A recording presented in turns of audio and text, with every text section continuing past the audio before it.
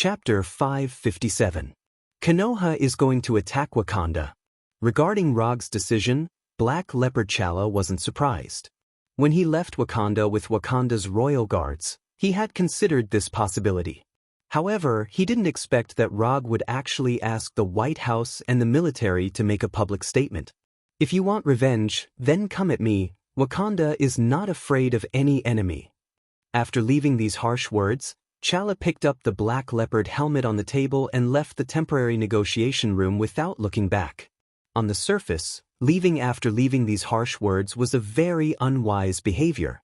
However, he wasn't worried that Rog would attack him at this time. Since Rog proposed to attack Wakanda in front of him, it means that he is safe for the time being. Regarding T'Challa's harsh words and his departure, Rog didn't say anything, ignoring his existence with the most indifferent attitude. When the atmosphere in the negotiation room began to become a little oppressive, he spoke again. Go and report to the master behind you. You don't need to talk to me about the next thing. Ross will represent Konoha to discuss the details with you. With that, he cast quantum teleportation from his seat and disappeared in an instant, enveloped by a brilliant aurora-like light. Letting Ross represent Konoha in the negotiation was something he decided early on.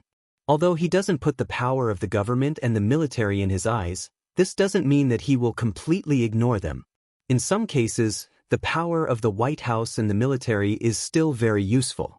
And he also intends to take advantage of this opportunity to insert a nail into the White House and the military. Ross, who once served as the Secretary of State and Air Force Vice Admiral, is a very suitable candidate. He has already convinced Ross before, promising him that Konoha will fully support him to return to the political arena after the victory. As a price, Ross will also completely become the spokesperson of Konoha in the official system, using the power in his hands to escort Konoha.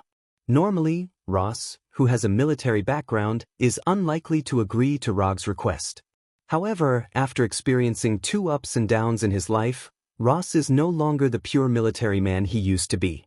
For some things, if you never had them, then you wouldn't be too obsessed with them. However, once you have it, you will never be able to accept the feeling of losing it. It was the same for everything from power and money to gaming rankings. A person who had once held supreme power would not tolerate the sudden loss of all his power. A person who had once ascended to the king rank would not allow himself to fall to the gold rank.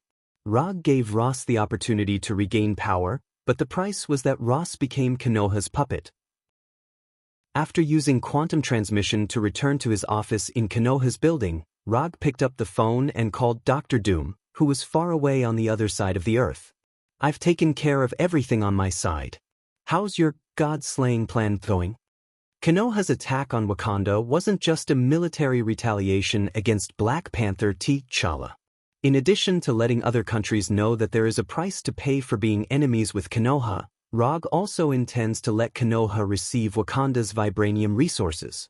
Of course, he also doesn't intend to let go of Black Panther god Batet, who has been sheltering the Wakanda royal family.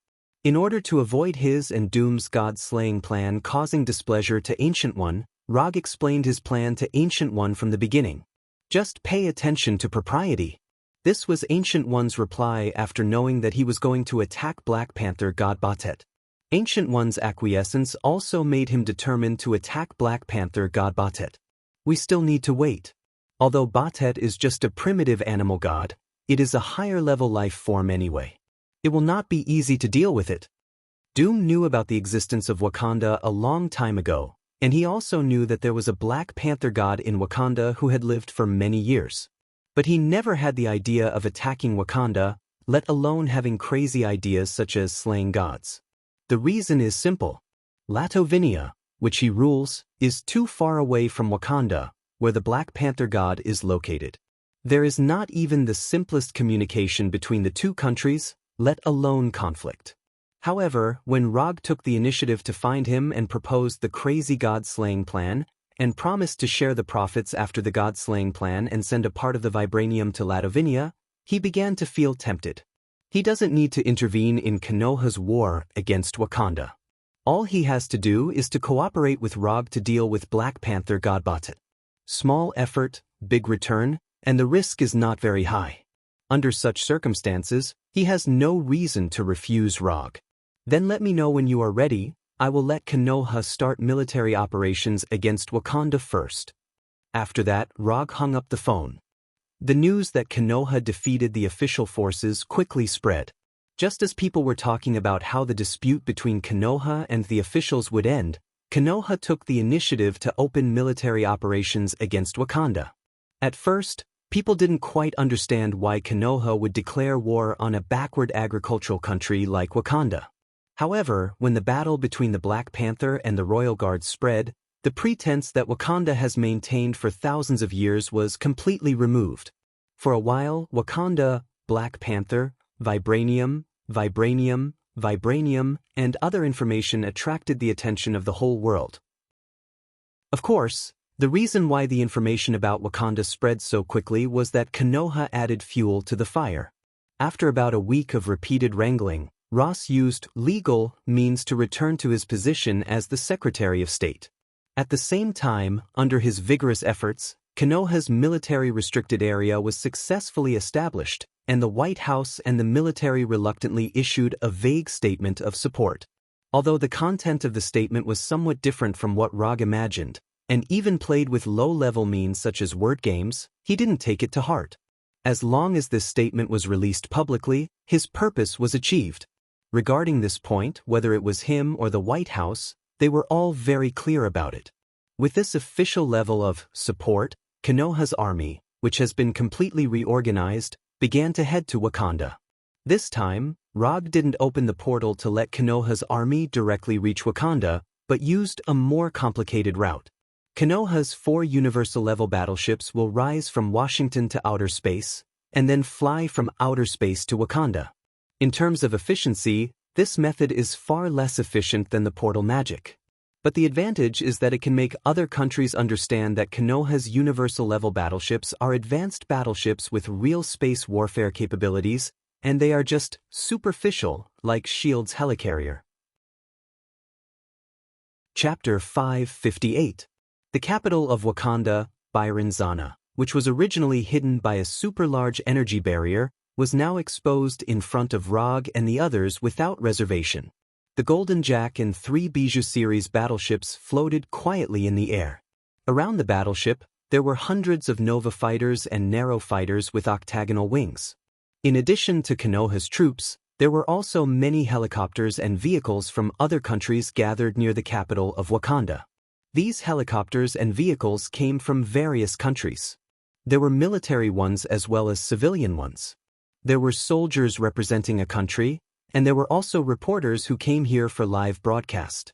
After Konoha officially declared war on Wakanda and deliberately leaked information about Wakanda, Wakanda's borders became completely non-existent. Wakanda also knew that with their military strength alone, there was no way to maintain the integrity of the country's borders. Therefore, the current king of Wakanda, Black Panther T'Challa, decisively gave up the maintenance of the border and recalled all the people of Wakanda to the capital, Byronzana. Sir, the energy nature and strength of Wakanda's energy barrier have been analyzed. It can't withstand the continuous bombardment of the battleship's main cannon. In the main control room of the Golden Jack, Sharon Carter handed the transparent tablet in his hand to Rog and said respectfully, "First, let the Special Forces and the Wolf Pack troops gather on the ground. Nova fighters and Narrow fighters clear the nearby airspace and drive away the guys who are watching the show." For other countries, Wakanda's super-large energy barrier is a very troublesome existence. But for Konoha, whose war technology is comparable to the Kree Empire and Xander, it is not difficult to solve this barrier. Even if the technology is not advanced enough, as long as they are willing to sacrifice their troops, they can forcibly break through Wakanda's energy barrier. The vanguard of Thanos' Tyrant can forcibly break through the barrier regardless of injuries. Rog's special forces and the werewolves can of course do the same. However, he has no intention of using this crude tactic at all. The reason is simple: his men are much more precious than Thanos' Tyrant's vanguard. After all, Konoha only has more than 500 combatants. He can't use the lives of small soldiers to consume the energy barrier. Under the gaze of Black Panther T'Challa and the Wakanda army, Konoha's special forces and the werewolves completed the assembly. At the same time, Rog, who was wearing the 4th-generation Fire Shadow Haori, left the Golden Jack and floated in front of it. After putting on Endless Greed, which was a copy of the Flame Giant's physique, he summoned the Twilight Sword that he had never used in battle before. With the appearance of the Eternal Fire, the red tip of the Sunset Light Sword quickly took shape. It instantly transformed from an illusory flame into a real magic sword. At this time, the Twilight Sword summoned by Rog was only a meter long. However, just when everyone thought that he was going to use the Twilight Sword to attack Wakanda's energy barrier, he pointed the tip of the Twilight Sword at the sky. Then, boundless eternal fire gushed out from the tip of the sword and shot into the sky like a pillar of energy. When the eternity fire rose to a height of several hundred meters, he stopped and stared at Black Panther and the others within the energy barrier. As a magical weapon, the Twilight Sword had no fixed size. As long as there was enough energy, it wouldn't be a problem to make the Twilight Sword as big as Mount Everest. When the Twilight Sword in Rog's hand grew from more than a meter long to several hundred meters long, Black Panther Chara's heart surged with uneasiness. The energy barrier in front of them was Wakanda's most important line of defense. Once the energy barrier was broken, Wakanda's capital, Burning Zana, would be an undefended city. As the king of Wakanda, Black Panther was very clear about the defensive ability of the energy barrier. But at this time, he suddenly had the idea that the energy barrier couldn't stop Rog's sword. He couldn't do it. The energy barrier was connected to the vibrating metal energy center. He couldn't have the power to destroy the energy barrier with a sword. Although the Twilight Sword had soared to several hundred meters long, it wasn't difficult for Rog, who had the body of a sage, to use it. The Twilight Sword was long, but it wasn't very heavy. At least, it was much lighter than steel of the same volume. Moreover, the most important thing to use a magic physical weapon was not the user's physical strength, but the user's magic power. Although Rog was only a part-time sorcerer, his magic level was not bad at all. Even by the standards of the Ancient One, he could be regarded as one of the best Kamartaj sorcerers of this generation. After looking at the total number of Wakanda troops in the energy barrier, Rog swung his right hand down forcefully and slashed the Twilight Sword, which was several hundred meters long, directly at the energy barrier in front of him. This was a simple slash that even a 3-year-old child could do. However, when the Twilight Sword with the red tip hit this huge hemispherical energy barrier, a magical scene was born. The area where the Twilight Sword came into contact with the energy barrier instantly gushed out with orange-red flames that blotted out the sky. These flames that gushed out seemed ordinary, but they showed an amazing spreading speed. In less than a second or two, these flames completely covered the hemispherical energy barrier, turning Wakanda's energy barrier into a huge burning fireball. The flames gushing out of the Twilight Sword not only covered the energy barrier, but also completely blocked the sight of Black Panther and others.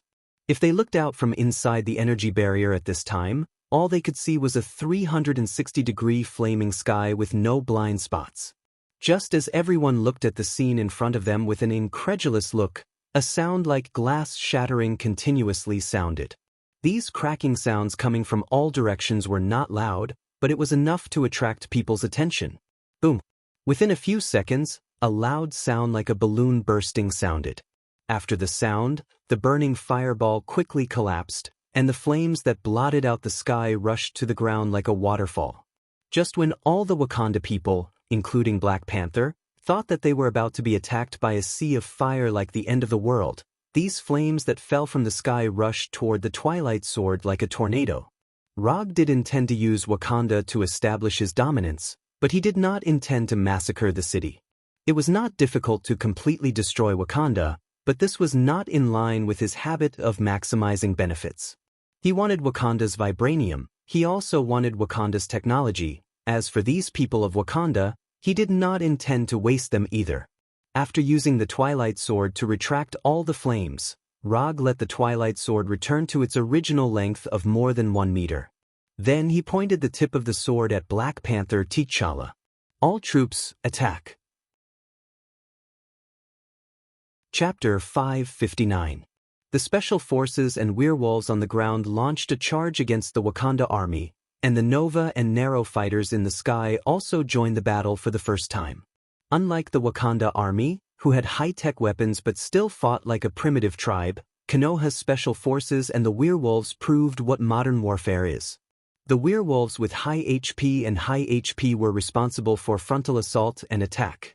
The special forces wearing individual power armors were responsible for long-range attacks and firepower support. As for the Nova and Narrow fighters that had complete air supremacy, they were responsible for large-scale heavy firepower support and air support. Although the forces dispatched by Konoha were far less than the Wakanda army led by Black Panther, Konoha's combat power was far beyond the Wakanda army. After destroying the energy barrier of Wakanda with the Twilight Sword, Rog returned to the Golden Jack and patiently waited for the appearance of Black Panther God Bast. He didn't command the battle on the spot, but handed over the command to the Punisher and let the Punisher command the battle on his behalf. In addition, he also restricted the actions of Abomination, Kurenai, Quicksilver, and others, making them obediently act as spectators on the Golden Jack. Except for Black Panther T'Challa, there was no one with particularly strong individual strength in Wakanda. To deal with the Wakanda army that had energy weapons but still had a primitive tribal concept of war, there was no need to send Abomination, Kurenai, and others. Not only did Rog not let Abomination and others join the battle, but even the 4 battleships such as the Golden Jack also maintained a spectator posture under his command. Defeating the Wakanda army was a matter of no suspense. Whether the Golden Jack and other battleships participated in the battle or not, the outcome would not change. And compared to Konoha defeating the Wakanda army, Rog was more concerned about when the Guardian of Wakanda, Black Panther God Bast, would appear. Time passed by little, and the war on the ground began to gradually develop into a one-sided situation. In addition to Rog and others on the battleship watching this completely unfair battle, the audience of other countries also saw the real-time broadcast of the battle through the news.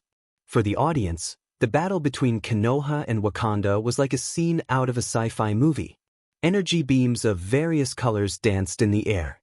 The individual power armors of Konoha's special force and the vibranium energy weapons of Wakanda's soldiers gave the audience in different corners of the world the illusion that they were watching a futuristic sci-fi war. However, in this futuristic sci-fi war, the most eye-catching ones weren't Konoha's special forces or Wakanda's soldiers, but the werewolves with an average height of 2.5 meters.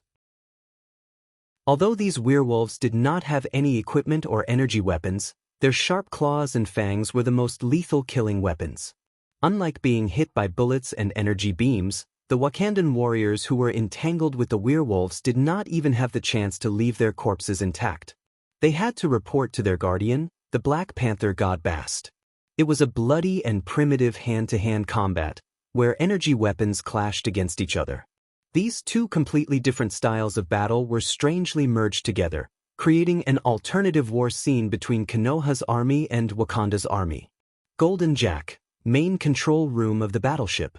Are you sure this can lure out the Black Panther God Bast? Rog, sitting in the captain's position, turned his head and asked Dr. Doom, who had been silent since boarding the battleship. Don't doubt my research results. As long as your troops can maintain this stable killing efficiency, the Black Panther God Bast will definitely appear. Doom's voice sounded slowly, and he answered confidently. I hope so. Rog didn't doubt Doom's research results, but he instinctively felt that things wouldn't be so simple. If it was so easy to lure out the Black Panther God Bast, then Bast's thinking was a bit too simple. As long as one had a normal IQ, it was easy to see that Konoha deliberately restrained some of its power. Konoha's method of preserving its strength usually only had 2 situations. The first was that Konoha didn't put Wakanda in its eyes at all, so it didn't want to go all out. The other was that Konoha had other plans, so it preserved some of its strength just in case. Although the predecessor of the Black Panther God Bast was a Black Panther, in any case, it was a god. It was impossible for it not to see through Konoha's simple and straightforward method. Any existence that can break through the original level of life and be promoted to a god can't be a fool, so Rog always felt that things wouldn't be so simple. Just when Rog was considering whether to let the Punishers increase the attack power and let more Wakanda soldiers go to the Black Panther God Bast's divine kingdom, The originally endless blue sky quickly dimmed. Glancing at the sky that seemed to turn from day to night in an instant, a satisfied smile appeared on Rog's face. The Black Panther god Bast really appeared. Order the troops to withdraw. All troops retreat 10 kilometers.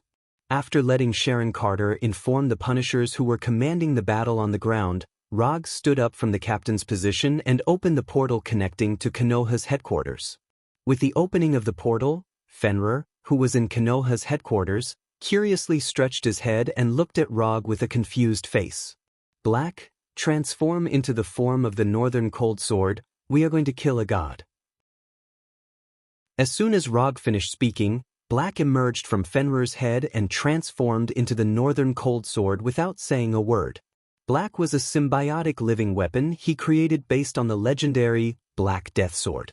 Although Black didn't become as powerful as the Black Death Sword, at this time, Black was the most suitable weapon to kill a god. After all, his ancestor, Black Death Sword, had a glorious record of killing Kagami. After putting on the Northern Cold Sword, Rog and Doctor of Destruction Doom left the Golden Jack, without looking back. Although the soldiers and reporters of other countries didn't know why Konoha's troops suddenly began to withdraw, their intuition told them that it was a wise decision to retreat with Konoha's troops. It didn't take long for Konoha's troops to withdraw 10 kilometers away in accordance with Rog's request.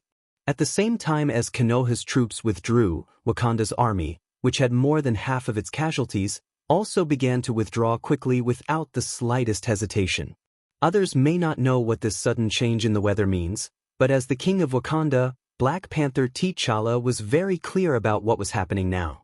The reason why Black Panther T'Challa dared to say in front of Rog that Wakanda was not afraid of any enemy was not because Wakanda had vibranium technology that far exceeded the technological level of Earth, but because they had a great god who always protected them.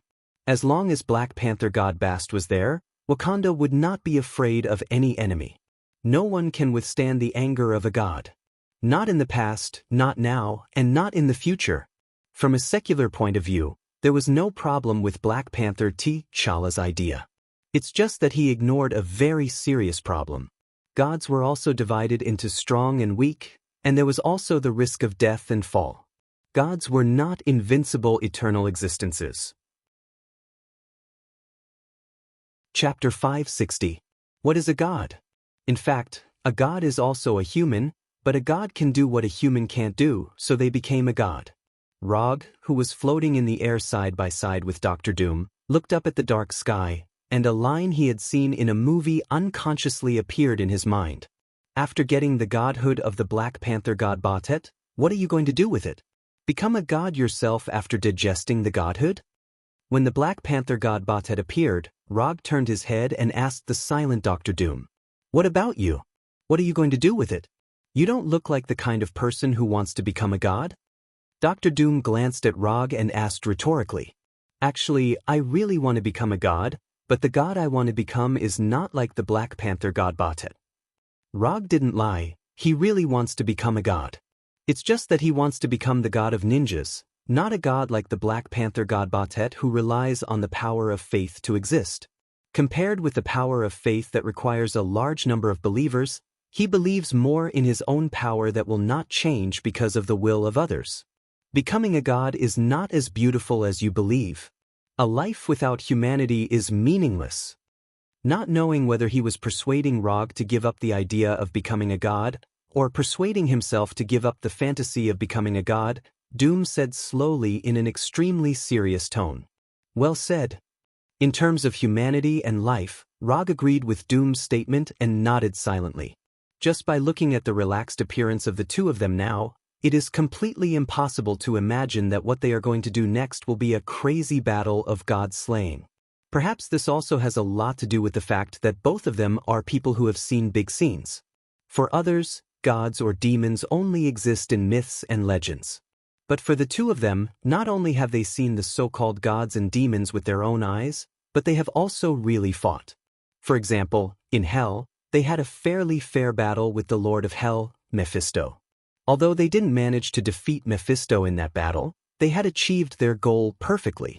They sent the soul of Dum's mother to heaven and escaped from hell alive from the hands of the enraged Mephisto. Although the Black Panther god Bast was the guardian of Wakanda, there was no way he could be stronger than the Lord of Hell, Mephisto. If Rog didn't guess incorrectly, Black Panther god Bastet's strength was at most on the same level as them, which was the level of Yation Father. It was not that Earth could not give birth to a Heavenly Father-level existence, but it was definitely not enough to rely on the faith of Wakanda alone. If the Black Panther god Batet could become the faith of all of Africa, or even the faith of all of Earth, it might be able to open the door to becoming a Heavenly Father. However, this was clearly an impossible task for Black Panther god Bat. Black Panther god Batet didn't let Rog and Dum wait for too long. When the Black Panther brought the surviving Wakanda warriors back to the city, Black Panther god Batet, who had been guarding Wakanda for God knows how many years, finally appeared.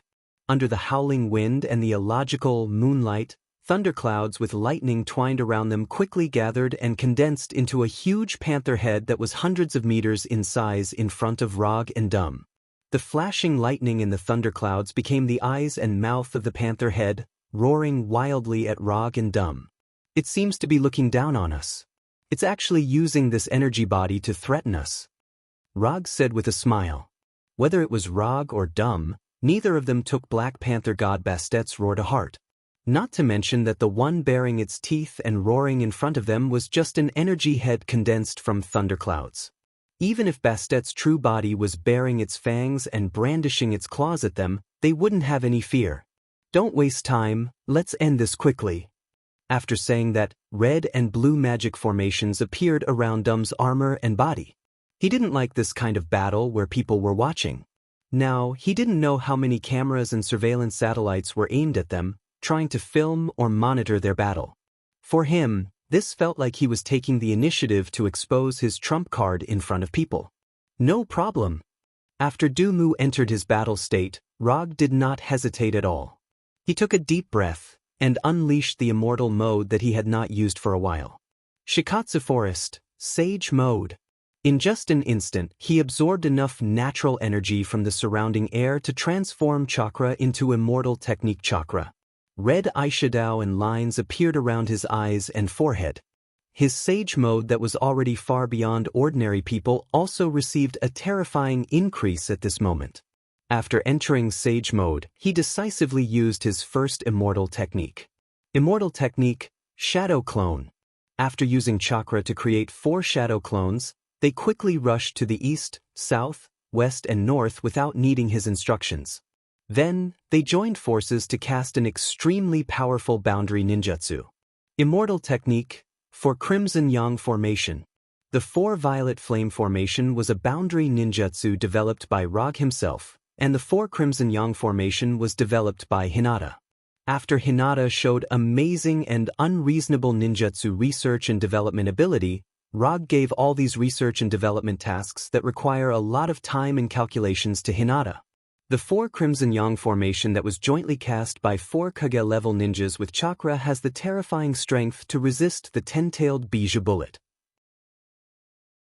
And the 4 Crimson Yang Formation in the Immortal Technique state is stronger than the ninjutsu state. A red rectangular barrier with transparent flames quickly formed, completely enveloping Rog, Dum, and Black Panther god Batet. The purpose of casting the 4 Crimson Yang Formation wasn't to prevent others from interfering in the battle, but purely to prevent Black Panther god Batet from turning around and escaping. If Black Panther god Batet were to escape, they might not be able to find him again next time. Old rules, I'll go first and you back. As soon as his voice fell, Rog pulled out the Northern Cold Sword on his waist and attacked the huge Black Panther god Batet in front of him. The battle of god slaying has officially begun. In just a blink of an eye, Rog, wearing the Yandame Hokage Heiori robe and holding the Northern Cold Sword, rushed to the front of the Black Panther god Batet. Under the gaze of Black Panther god Batet, his left hand gently brushed the blade of the Northern Cold Sword, leaving a visible lightning bolt on the pitch-black Northern Cold Sword. With the entanglement of lightning, the blade of the Northern Cold Sword instantly soared to the size of tens of meters, and like the scythe of the god of death, it slashed the huge Black Panther god Batet in front of him. Chapter 561. There was no suspense. Rog's northern cold blade went straight into the head of the Black Panther formed by the thunderclouds. The moment the northern cold blade went into the head, the silver-white lightning on the blade shone brightly like a meteor cutting through the night sky. It went from the forehead of the Black Panther to its mouth. The northern cold blade, which was dozens of meters long, was far smaller than the Black Panther head formed by the thunderclouds. However, in terms of sharpness and sturdiness, the northern cold blade was far superior to the Black Panther head. Even if the thunderclouds had the divine power of Black Panther god Batet, it was impossible to make the thunderclouds as hard as steel. Moreover, even if it was real steel, the northern cold blade could still cut it in half like a hot knife through butter. Rog's northern cold blade had just cut through the Black Panther head when a golden ball of light, like the sun, appeared in Doom's hand in the distance. Holy light expulsion. Just as the enormous Black Panther head was about to swallow Rog, Dr. Destruction shot out the basketball-sized golden ball of light in his hand like a cannonball. In front of this golden ball of light, which was filled with dense holy power, distance seemed to have lost its meaning. In just an instant, the golden ball of light arrived in front of the Black Panther head. Then, like the sun, it exploded with a blinding light that covered the entire night sky. Sizzle. Under the baptism of the holy power, the Black Panther head, which was hundreds of meters long, melted quickly like snow under the hot sun. Although the golden ball of light that Doom shot out exploded near Rog, it was different from Black Panther god Batet, who relied on the power of faith to become a god. He did not suffer much damage. To some extent, the holy power that came from heaven was also a manifestation of the power of faith. However, compared to the pure power of faith, heaven's holy power was the power of faith that had been modified by the Creator. It was a power of faith that could be used by more people. The reason why Doom chose to use holy power to attack Black Panther god Batet at this time was because the holy power that came from heaven had an extremely overbearing attribute. In heaven's belief system, any belief that did not come from the Creator was an evil god's belief. In other words, in heaven's judgment, evil gods were more evil than hell's demons. The wars between the churches in the Middle Ages were a clear example. Therefore, when he decided to carry out this crazy god-slaying plan with Rog, Doom had already thought about how to use his divine power to fight against the Black Panther god, Batet. Just as he had expected, when he used the divine power that originated from heaven to attack the Black Panther god Batet, the divine power displayed its tyrannical nature when attacking evil gods or demons. When the golden light gradually dissipated, the head of the Black Panther, which was originally hundreds of meters in size, shrank to dozens of meters in size. The endless night created by the Black Panther god Batet was no longer as dark as before. It was unknown if Black Panther god Batet was angered by Rog's attacks or if it finally decided to deal with Rog seriously. The Black Panther head formed by the thunderclouds changed again, becoming a complete Black Panther. However, just as the Black Panther god Batet condensed a complete Black Panther body, Rog, who had already restored the northern Liang saber to its original size, suddenly clasped his hands together and shouted, "Immortal art, bright god gate." Black Panther god Batet had just condensed a new body, and before it could move, red torii fell from the sky one after another, crushing Black Panther god Bastet's new body with the momentum of meteors. Neck, back, waist, tail, limbs. The bright god gate that fell from the sky accurately hit every part of the Black Panther god Bastet's body like cruise missiles, firmly pressing it down on the ground. The bright god gate was a powerful sealing technique that could even suppress tailed beasts. Although the Black Panther god Batet wasn't a tailed beast, that didn't stop Rog from using the bright god gate to deal with it. Moreover, in terms of size, the Black Panther god Batet that was dozens of meters in size had some similarities to a tailed beast. Other than directly suppressing the target's body, the bright god gate could also seal its energy for a short period of time. If it was used to deal with ninjas or tailed beasts, the bright god gate would seal chakra. If it was used to deal with the Black Panther god Batet, then the bright god gate would seal divine power.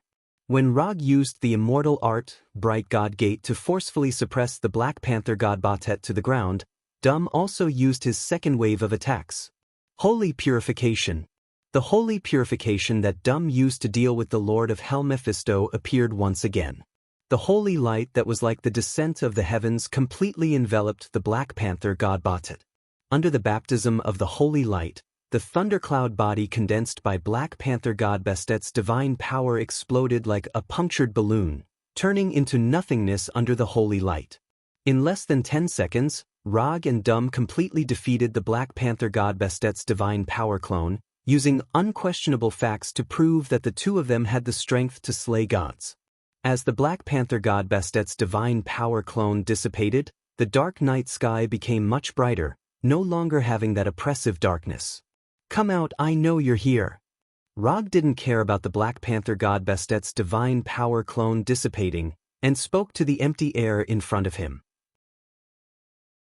Although the Black Panther god Batet had only revealed his divine power clone, he was 100% sure that the Black Panther god Bastet's true body was within the 4 Crimson Yang formation. Whether it was instantly changing the weather or condensing a divine power clone, it wasn't something that could be done from a divine kingdom. If the Black Panther god Bastet's divine kingdom could have such an obvious effect on reality, he would have broken through to the Heavenly Father level long ago. After waiting patiently for a few seconds, a low beastly roar sounded in Rog and Dum's ears. This was a very clear threat. However, Rog and Dum didn't take this threat to heart. If they were afraid of this threat, they wouldn't have come to provoke the Black Panther god Batet. The low roar filled with warning and threat sounded, but the Black Panther god Batet had no intention of revealing his true body. "What is this, hiding in the dark to scare us?" Rog couldn't figure out what the Black Panther god Batet was thinking at that moment. "Byakugan, open. Since you don't want to take the initiative to come out, then I'll force you to show yourself." With the immortal technique 4 Crimson Yang formation, Rog wasn't worried that the Black Panther god Batet would quietly return to his divine kingdom. In any case, the 4 Crimson Yang formation was a boundary ninjutsu. And one of the characteristics of boundary ninjutsu was that it had a space isolation effect. If it couldn't even achieve this most basic space isolation, it would be impossible for the 4 Crimson Yang formation to become a higher-level boundary ninjutsu than the 4 Violet Flame formation. Chapter 562. With the activation of Byakugan, everything in the 4 Crimson Yang formation appeared clearly in Rog's line of sight. Through the supervision granted by Byakugan, he quickly found Black Panther god Batet, who was almost integrated with the shadows. As the guardian god of Wakanda, the authority held by the Black Panther god Bast was somewhat different from the authority held by the human gods. From the divine power it has shown so far, its authority has already involved the night, invisibility, lightning, and other domains. Of course, as a panther god, it will definitely not lack the authority of hunting, fighting, physical strengthening, and other domains. "Found you!" After finding Black Panther god Batet in the shadows of the forest, Rog put his hands together again and used Mokutan, which is most suitable for Shikatsu Forest's Sage Mode. Sage Mode would release Habokujutsu. The Sage Mode chakra in Rog's body instantly poured into the ground, and huge wooden palms emerged from the ground and directly grabbed Black Panther god Batet, who was hiding in the shadows. Compared with Wood Human Jutsu and Wood Dragon Jutsu, Habokujutsu has higher mobility, and its versatility is no worse than Wood Human and Wood Dragon. Because it only needs to make palms with Wood release, Habokujutsu's activation time is faster than Wood Human Jutsu and Wood Dragon Jutsu. The huge palms that seem to emerge from the abyss are more difficult to dodge than Wood Human and Wood Dragon. When the huge palms made by Habokujutsu emerged from the ground one by one, Black Panther god Batet knew that its position has been exposed. When these huge wooden palms grabbed towards the shadow it was hiding in, Black Panther god Batet didn't hesitate and jumped out of the shadow like a ghost. Black Panther god Batet, who was surrounded by black mist, jumped hundreds of meters in an instant under the bright moonlight, and effortlessly escaped from the encirclement of the wooden palms. However, at the moment it was about to land, huge wooden palms emerged from the ground in front of it again. If Habokujutsu was so easy to dodge, it wouldn't be a Mokutan ninjutsu that was valued by Hashirama. When these huge wooden palms were about to grab it, Black Panther god Batet showed the unique flexibility of a cat and forcibly twisted its body before landing, slightly changing its landing point. The wooden palm failed to catch him again. Black Panther god Batet took this opportunity to run a few hundred meters away, once again leaving the encirclement set up by the wooden palm. Rog wasn't surprised that the Black Panther god Batet could avoid the capture of the cloth bag technique twice in a row. As a god, it would be inconceivable if the Black Panther god Batet didn't even have this ability. Moreover, from the Black Panther god Buster's 2 dodges, he discovered a fatal weakness of the Black Panther god. The Black Panther god Batet didn't have the ability to fly. Although this seemed a little inconceivable, it was proven that the Black Panther god Batet did not have the ability to fly. If it had the ability to fly, it wouldn't have needed to spend so much effort to dodge the second time. A simple rise into the air would have allowed it to escape the grasp of the wooden palm. Of course, they couldn't rule out the possibility that the Black Panther god Batet was deliberately hiding his strength. However, Rog doubted that with the Black Panther god Bastet's personality and way of thinking, he would not be able to come up with such a plan. He didn't doubt Black Panther god Buster's intelligence. He just felt that this didn't match Black Panther god Buster's style. "I'll restrain him. You can start preparing the fatal strike." When the Black Panther god Batet dodged the capture of the cloth bag again, Rog didn't control the wooden palm to attack him again. Instead, he turned his head and slowly said to Dum, who had come to his side. After saying that, he seriously sized up the Black Panther god Batet, who had revealed his true form. From the outside, the Black Panther god Batet looked like a black panther that had been magnified several dozen times. He had shiny black fur all over his body, faint purple eyes, and sharp fangs and claws that emitted cold light. He didn't know if it was his own misconception, but when he was sizing up the Black Panther god Batet, Rog felt that the Black Panther god Batet and Fenrir were indescribably compatible. Although one of them was a canine, and the other was a feline. Both of them had silky smooth black fur, and their body sizes were very similar. Fenrir had a shoulder height of 4 to 5 meters, and a body length of over 10 meters. Her intelligence wasn't low, and she was very wild. The Black Panther god Bastet's shoulder height and body length were about the same as Fenrir, and he also had a rather high intelligence, and was also very wild. If he hadn't already discussed with Dum to split the Black Panther god Bastet's divinity equally, Rog had the urge to ask Fenrir if she would mind starting a cross-species same-sex love. Thinking of this, he suddenly noticed something that he had never paid attention to before. Baet should be a male, right? Dum, who was preparing a fatal blow, was stunned for a moment. Although the metal mask blocked his expression, Rog could tell from his eyes what he wanted to express. "Are you kidding me? Seems like it." Rog didn't care about Dum's gaze that looked like he was looking at an idiot, and said to himself, "In fact, strictly speaking, the gods didn't have a so-called gender. If they wanted to, they could change their gender at any time. This wasn't difficult for the gods who had grasped the power of faith." However, in order to stabilize their divinity, most of the gods would maintain the gender they had before igniting their divine fire, so as to avoid the cracks and fluctuations in their divinity due to the gender change. In addition, the gods' gender change could easily cause the believer's faith to change, causing these gods who relied on the power of faith to become gods to suffer unnecessary risks. After shaking his head to get rid of these messy thoughts from his mind, Rog once again controlled the polybag technique.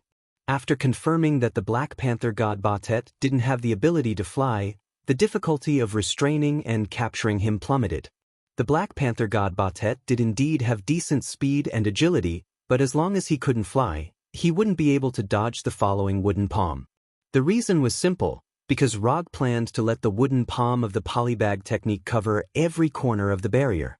In terms of cost-effectiveness, this was a very wasteful action of the immortal technique chakra. However, this was nothing to Rog, who had 0.65 chakra and had entered sage mode.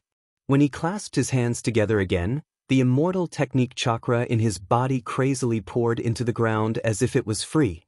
In an instant, tens of thousands of wooden palms poured out from every part of the ground in the barrier, constructing an endless hell made entirely of wooden palms. Chapter 563. Aren't you jumping around? Why don't you jump around again for me to see? This thought should have appeared in the mind of the Black Panther god Batet, who had a higher level of life.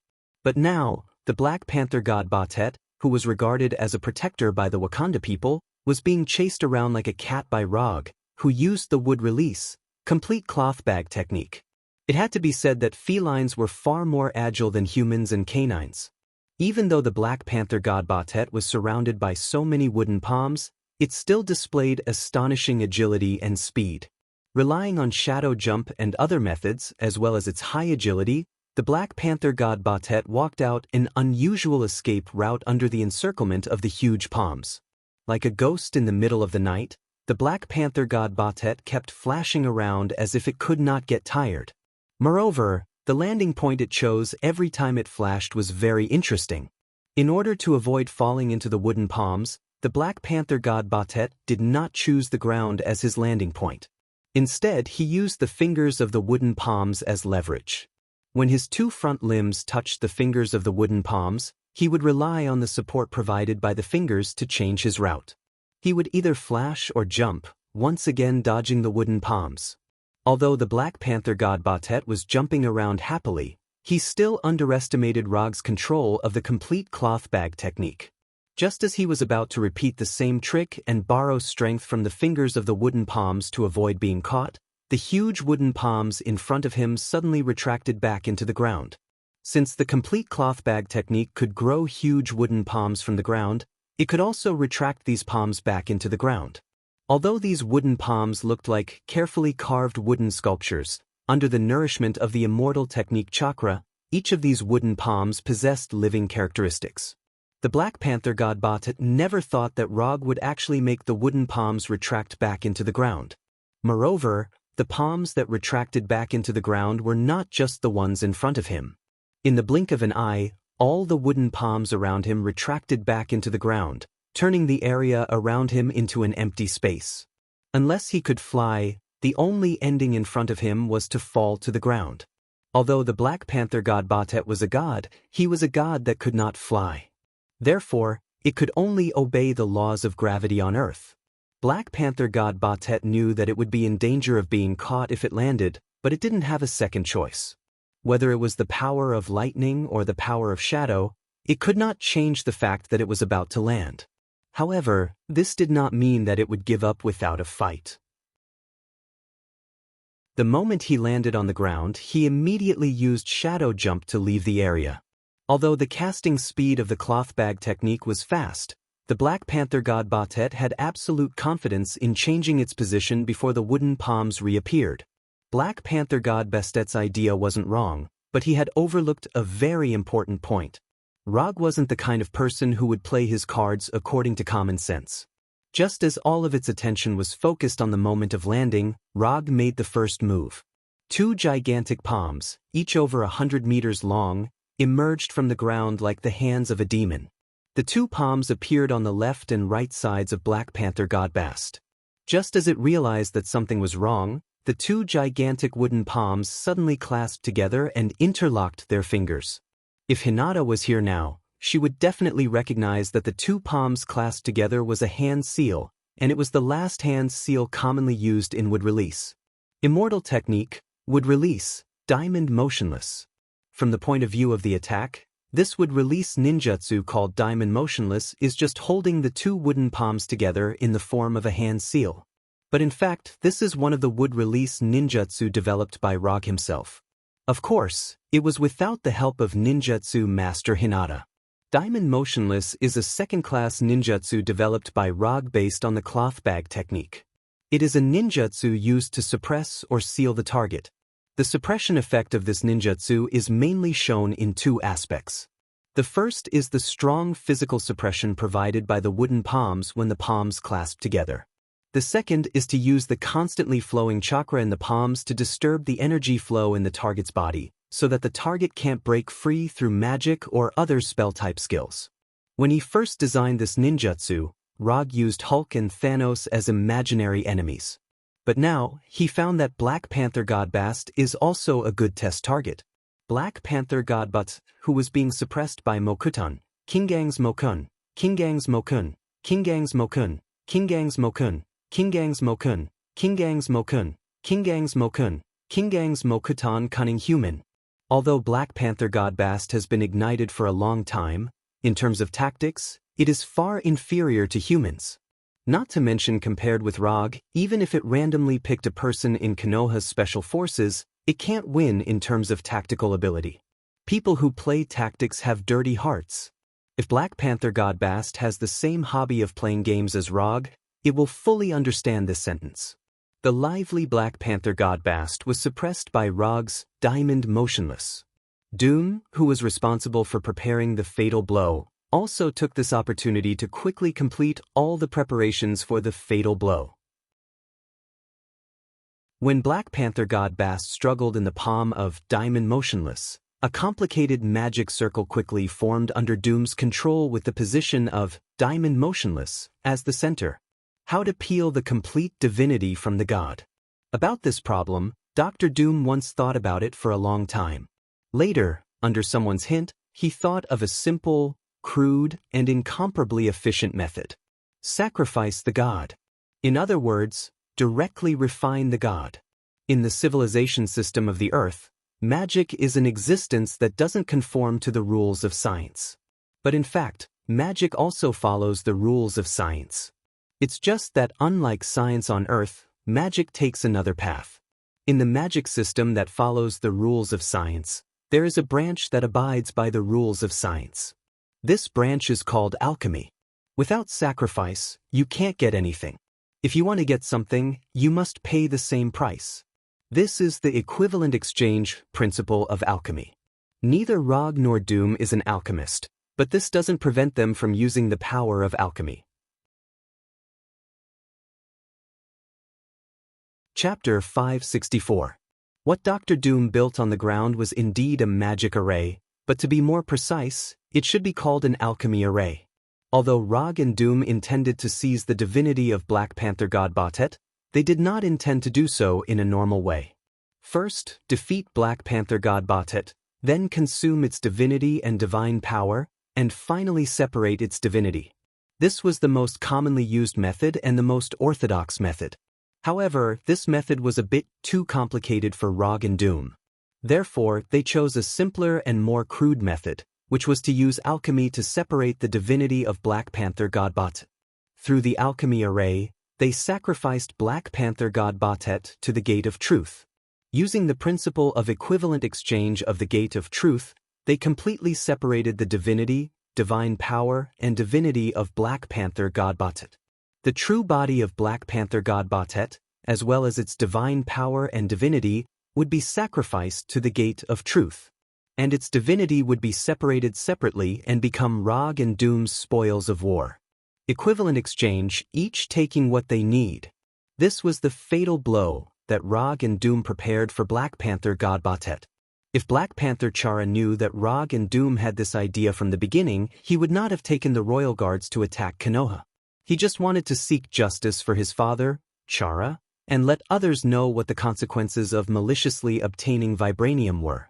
But he would not have thought that his decision would ruin the patron of Wakanda, and even make the vibranium resources that belonged to Wakanda completely become the private property of others. Let's begin. When the alchemy circle on the ground emitted a blue light, Rog deactivated the Mokutan, Kingang's Mokutan, allowing Black Panther God Batet to regain its freedom of movement. But before Black Panther God Batet had time to rejoice, the lightning on the alchemy array passed through the wooden palm like tentacles and touched its body. The moment the lightning touched it, it realized the danger it was in. However, it was too late. The alchemy formation had already begun to operate. It was located at the center of the alchemy formation, and not only was it an offering to the Gate of Truth, but it was also the energy source for the alchemy formation to continue operating. Because he wasn't the one performing the alchemy, Rog could only see the light blue lightning constantly striking the wooden palm and the Black Panther God Bastet's body, breaking them down into their purest form. In less than a second or two, the giant palm and the Black Panther God Batet completely disappeared from the refining array. Rog could not see the Gate of Truth that appeared when the alchemy circle was sacrificed, but Doom the spellcaster could clearly see everything that happened within the circle. Doom's consciousness entered an empty space that was so pure that it was oppressive. In this pure white space, a huge double stone door floated quietly in front of him. Above the gate was a tree of life with 10 rings connected to it. Below the tree of life, there were 10 wings of different sizes that represented 10 different kinds of grand cultivators. As an experienced mage, Dum was naturally not unfamiliar with the Tree of Life. However, he had only seen the Gate of Truth in magic books before. This was the first time he used alchemy to summon the Gate of Truth. After sizing up the floating Gate of Truth, Dum set his gaze on the Black Panther god Batet who was lying beside him. The Black Panther god Batet did not have the shocking size he had in the outside world. He looked just like an ordinary Black Panther. Although the Black Panther god Batet struggled with all his might, all of his resistance was meaningless in front of the Gate of Truth. He was forcefully pressed to the ground by an invisible, powerful force. I, Victor von Dum, sacrifice the Black Panther god Batet to you. I beg you to accept my sacrifice. I beg you to bestow upon me the divinity of the Black Panther god Batet. After glancing at the Black Panther god Batet who could not stand up, Dum spoke to the Gate of Truth with an unprecedented respectful tone. The moment he finished speaking and lowered his head, it was as if the Gate of Truth that had never been opened before was slowly pushed open by someone from the inside. When the Gate of Truth opened, a huge red eye appeared in the dark and deep door that was like a black hole. At this time, although Dum had his head lowered, the moment the Eye of Truth in the door stared at him, he felt an instinctive fear of being stared at by an indescribable great existence. Fortunately, the Eye of Truth in the Gate of Truth only glanced at him casually before shifting its gaze to the Black Panther god Batet who was still doing useless work. Under the shocked gaze of the Black Panther god Batet, arms of various sizes extended out from the Gate of Truth, as if they were completely condensed from shadows. These shadow-like arms slowly extended in front of the Black Panther god Batet and firmly grabbed the struggling Black Panther god Batet, pulling him bit by bit towards the Gate of Truth. The process of pulling the Black Panther god Batet into the Gate of Truth only lasted for a short few seconds. Of course, this time was just Dum's perception. In this space, there was no such thing as time. After the Black Panther god Batet was completely pulled into the Gate of Truth, the opened Gate of Truth closed again. At the same time, Dum's consciousness also returned to his own body. The alchemy circle that emitted blue light stopped operating. The night that the Black Panther god Batet created with his divine power also disappeared, and the sky returned to its original appearance. Under the sunlight, 3 fist-sized transparent crystals that emitted golden light quietly lay in the middle of the alchemy circle. The Black Panther god Bastet's divinity, Rog, who exited sage mode, landed in front of Dum and said slowly, "There are a total of 3 divinity fragments. How do we split them?" "You have 2 and I have 1. I'll pick first." After thinking for a second or two, Dum gave an answer. Rog had no objections to Dum's arrangement. Although Dum had the right to pick first, no one knew which authority of the Black Panther god Batet was in these 3 divinity fragments before they were digested or used.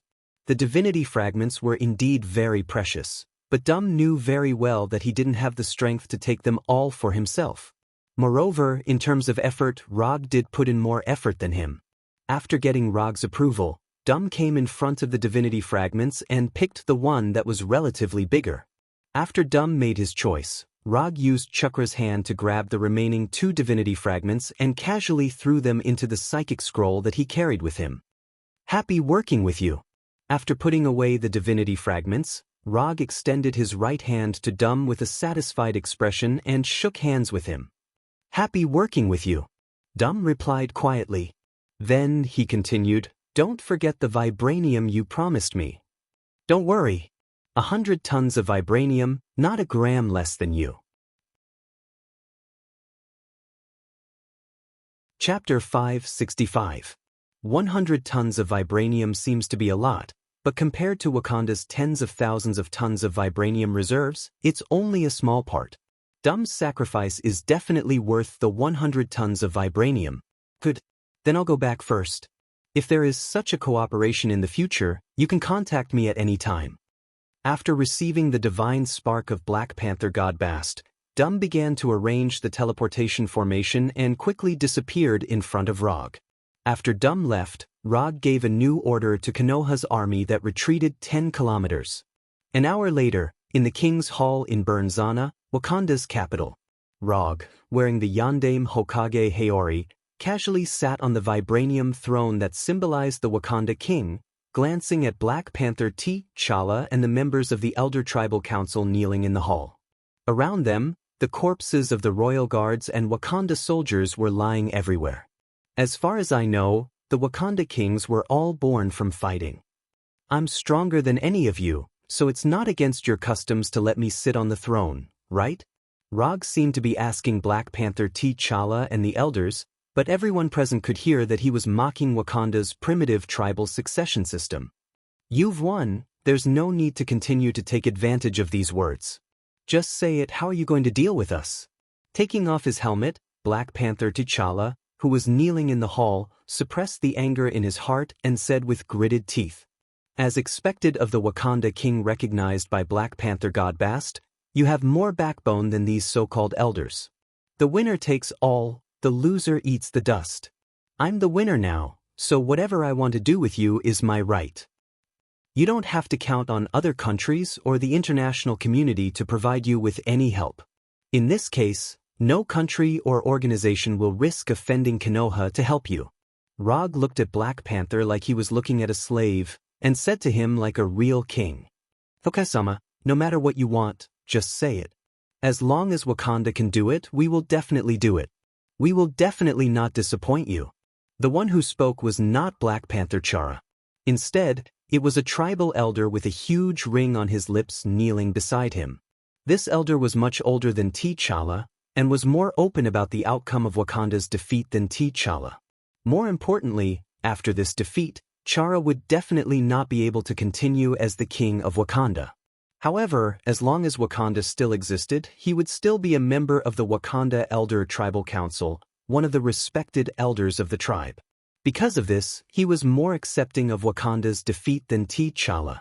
However, just as he waited expectantly for Rog's answer, he saw Rog suddenly raise his right hand into the shape of a pistol. Water release, water iron cannon. Under the gaze of this tribal elder, Rog shot out a liquid bullet from his right index finger, accurately hitting his forehead and ending his life. I hate people who wear strange clothes and think they are infallible.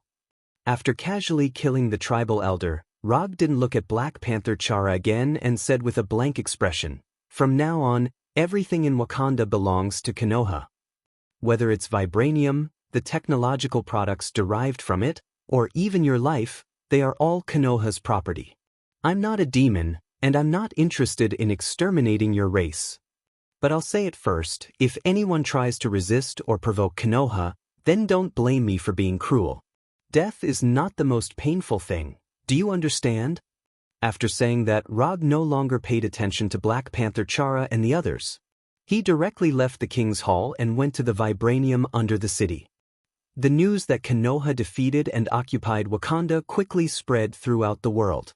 For Konoha's overbearing military action, many self-proclaimed righteous people condemned Konoha. However, Konoha didn't put these public condemnations in their eyes, and unmoved, they carried out the plan called Wakanda Demolition. Under Rog's signal, Konoha began to crazily mine vibranium. Every king before Wakanda pursued the idea of controlling the mining of vibranium. After all, to some extent, vibranium is also a rare resource that can't be regenerated. But when Wakanda fell into the hands of Rog, everything changed.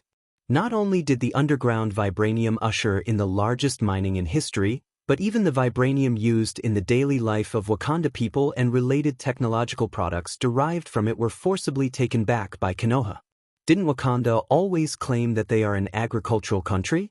Rog is now helping them fulfill this wish. The mined vibranium and the collected vibranium products were all sent to Konoha's hidden village on Tarim. In addition to the vibranium and these technological products, all the research materials related to vibranium were also sent to Konoha's hidden village. Although Rog didn't kill the people of Wakanda, he uprooted the vibranium civilization of Wakanda. In today's internet age, it's not easy to clean up the information of a civilization. However, the isolation of Wakanda gave Rog an opportunity to completely destroy the vibranium civilization of Wakanda. This large-scale Wakanda demolition operation was carried out for more than half a year before it gradually came to an end. In the process of Konoha's crazy mining of vibranium, some organizations that were not afraid of death tried to quietly take away some of the vibranium under Konoha's nose. However, Konoha quickly proved to the people of the world that they shouldn't have any ideas about Konoha's vibranium. When Konoha's personnel began to evacuate Wakanda, no vibranium could be found in Wakanda, which once had tens of thousands of tons of vibranium reserves. Even the capital of Wakanda, Burning Zana, which was the pride of Wakanda, was completely destroyed by Logue's dust release and turned into nothingness. After obtaining Wakanda's vibranium and related technology, Konoha's hidden village on Tatooine began to upgrade and transform it in full swing. It's worth mentioning that after Konoha emptied Wakanda's vibranium, Rog didn't waste the land of Wakanda. He distributed the Wakanda, which had no vibranium, to Bulin and the other werewolves, so that the werewolves could have a country of their own. Only by treating his subordinates well would he be able to make them risk their lives for him at critical moments. Although Rog is not a genius commander, he still understands this very well. Chapter 566. Abandoned Planet, Morag. You'd better be sure that the damn Universal Spirit Ball is here this time. For more than half a year, you have taken us around the universe like fools. After getting off the Milano, Rocket, who was holding an energy rifle, said to Star-Lord behind him with a dissatisfied look. Please believe in my professionalism, I am the best in the field of finding lost treasures.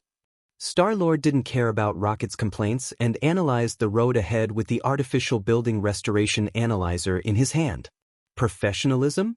You still have the nerve to mention professionalism. Your professionalism has made us waste more than 8 months of our time in vain.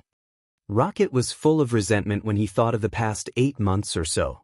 When Bakht first accepted Rog's commission, Rocket thought it would be a good commission with low risk and high return.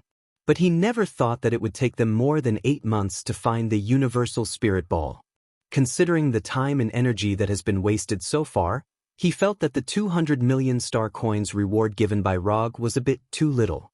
Okay, don't talk nonsense, hurry up and confirm it.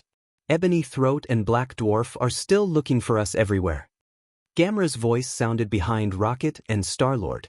They are not the only ones who are looking for the Universal Spirit Ball, and Thanos is also looking for the Universal Spirit Ball. Of course, Thanos himself would definitely not waste time on this search process, so he sent Ebony Throat and Black Dwarf of the Dark Five Generals. When they first started looking for the Universal Spirit Ball, Star-Lord and others did not know this. But when they met Ebony Throat and his party on an abandoned planet, the situation was different. They don't know what Ebony Throat and Black Dwarf were thinking. After coincidentally bumping into Star-Lord and others, they directly stared at Star-Lord and others and hunted them all over the universe like hounds. In order to get rid of Ebony Throat and others, Star-Lord and others broke out in several battles with Ebony Throat and others. Relying on the divine energy that has not been fully mastered, Star-Lord barely took a little advantage in the battle with Ebony Throat and slightly got rid of Ebony Throat and others, and gained some undisturbed time. After hearing the names of Ebony Throat and Black Dwarf, Star-Lord and Rocket closed their mouths at the same time and began to search for the whereabouts of the Universal Spirit Ball in this temple that has been abandoned for God knows how many years. Tatooine, Konoha Hidden Village, Naruto Training Room. After joining forces with Professor Doom to get rid of the Black Panther god Batet, Rog once again began the simple and unadorned immortal body cultivation plan. After more than half a year, the development progress of the immortal body, which seemed to have been completely locked, finally improved again, from 90% to 95%. Although the improvement was not big, this was already the limit that Rog could achieve in the past 6 months. For the sake of this mere 5%, he had even set aside the cultivation of the nine-tailed resonance degree and focused all his energy on the development of the immortal body. Perhaps it was because this was a crucial point in the development of the immortal body. After the development of the immortal body reached 95%, the amount of chakra in his body ushered in the greatest increase in history. When the immortal body was 90% developed, the amount of chakra in his body was 0. 3 pillars. When the degree of development reached 95%, the amount of chakra in his body increased to 0. 5 chakra, which directly exceeded 50%. Plus the QB chakra he could now use, his total amount of chakra reached an amazing 0. 85 chakra. The chakra that he had been longing for since the first day of crossing was finally in front of him. After the end of the day's training, he left the training room using quantum transmission. In a forest outside Konoha Hidden Village, he found the giant wolf Fenrir who had been excited for half a year. After getting the shard of the Black Panther god Batit, he intended to leave both shards for himself. However, after considering that magic was only his backup power, he fed one of the shards of divinity to Fenrir, trying to ignite his mount and pet's divine fire. The shard of divinity was fed, but Fenrir's digestion progress was very worrying. Half a year later, Fenrir didn't even completely digest the shard of divinity, let alone igniting the shard of divinity.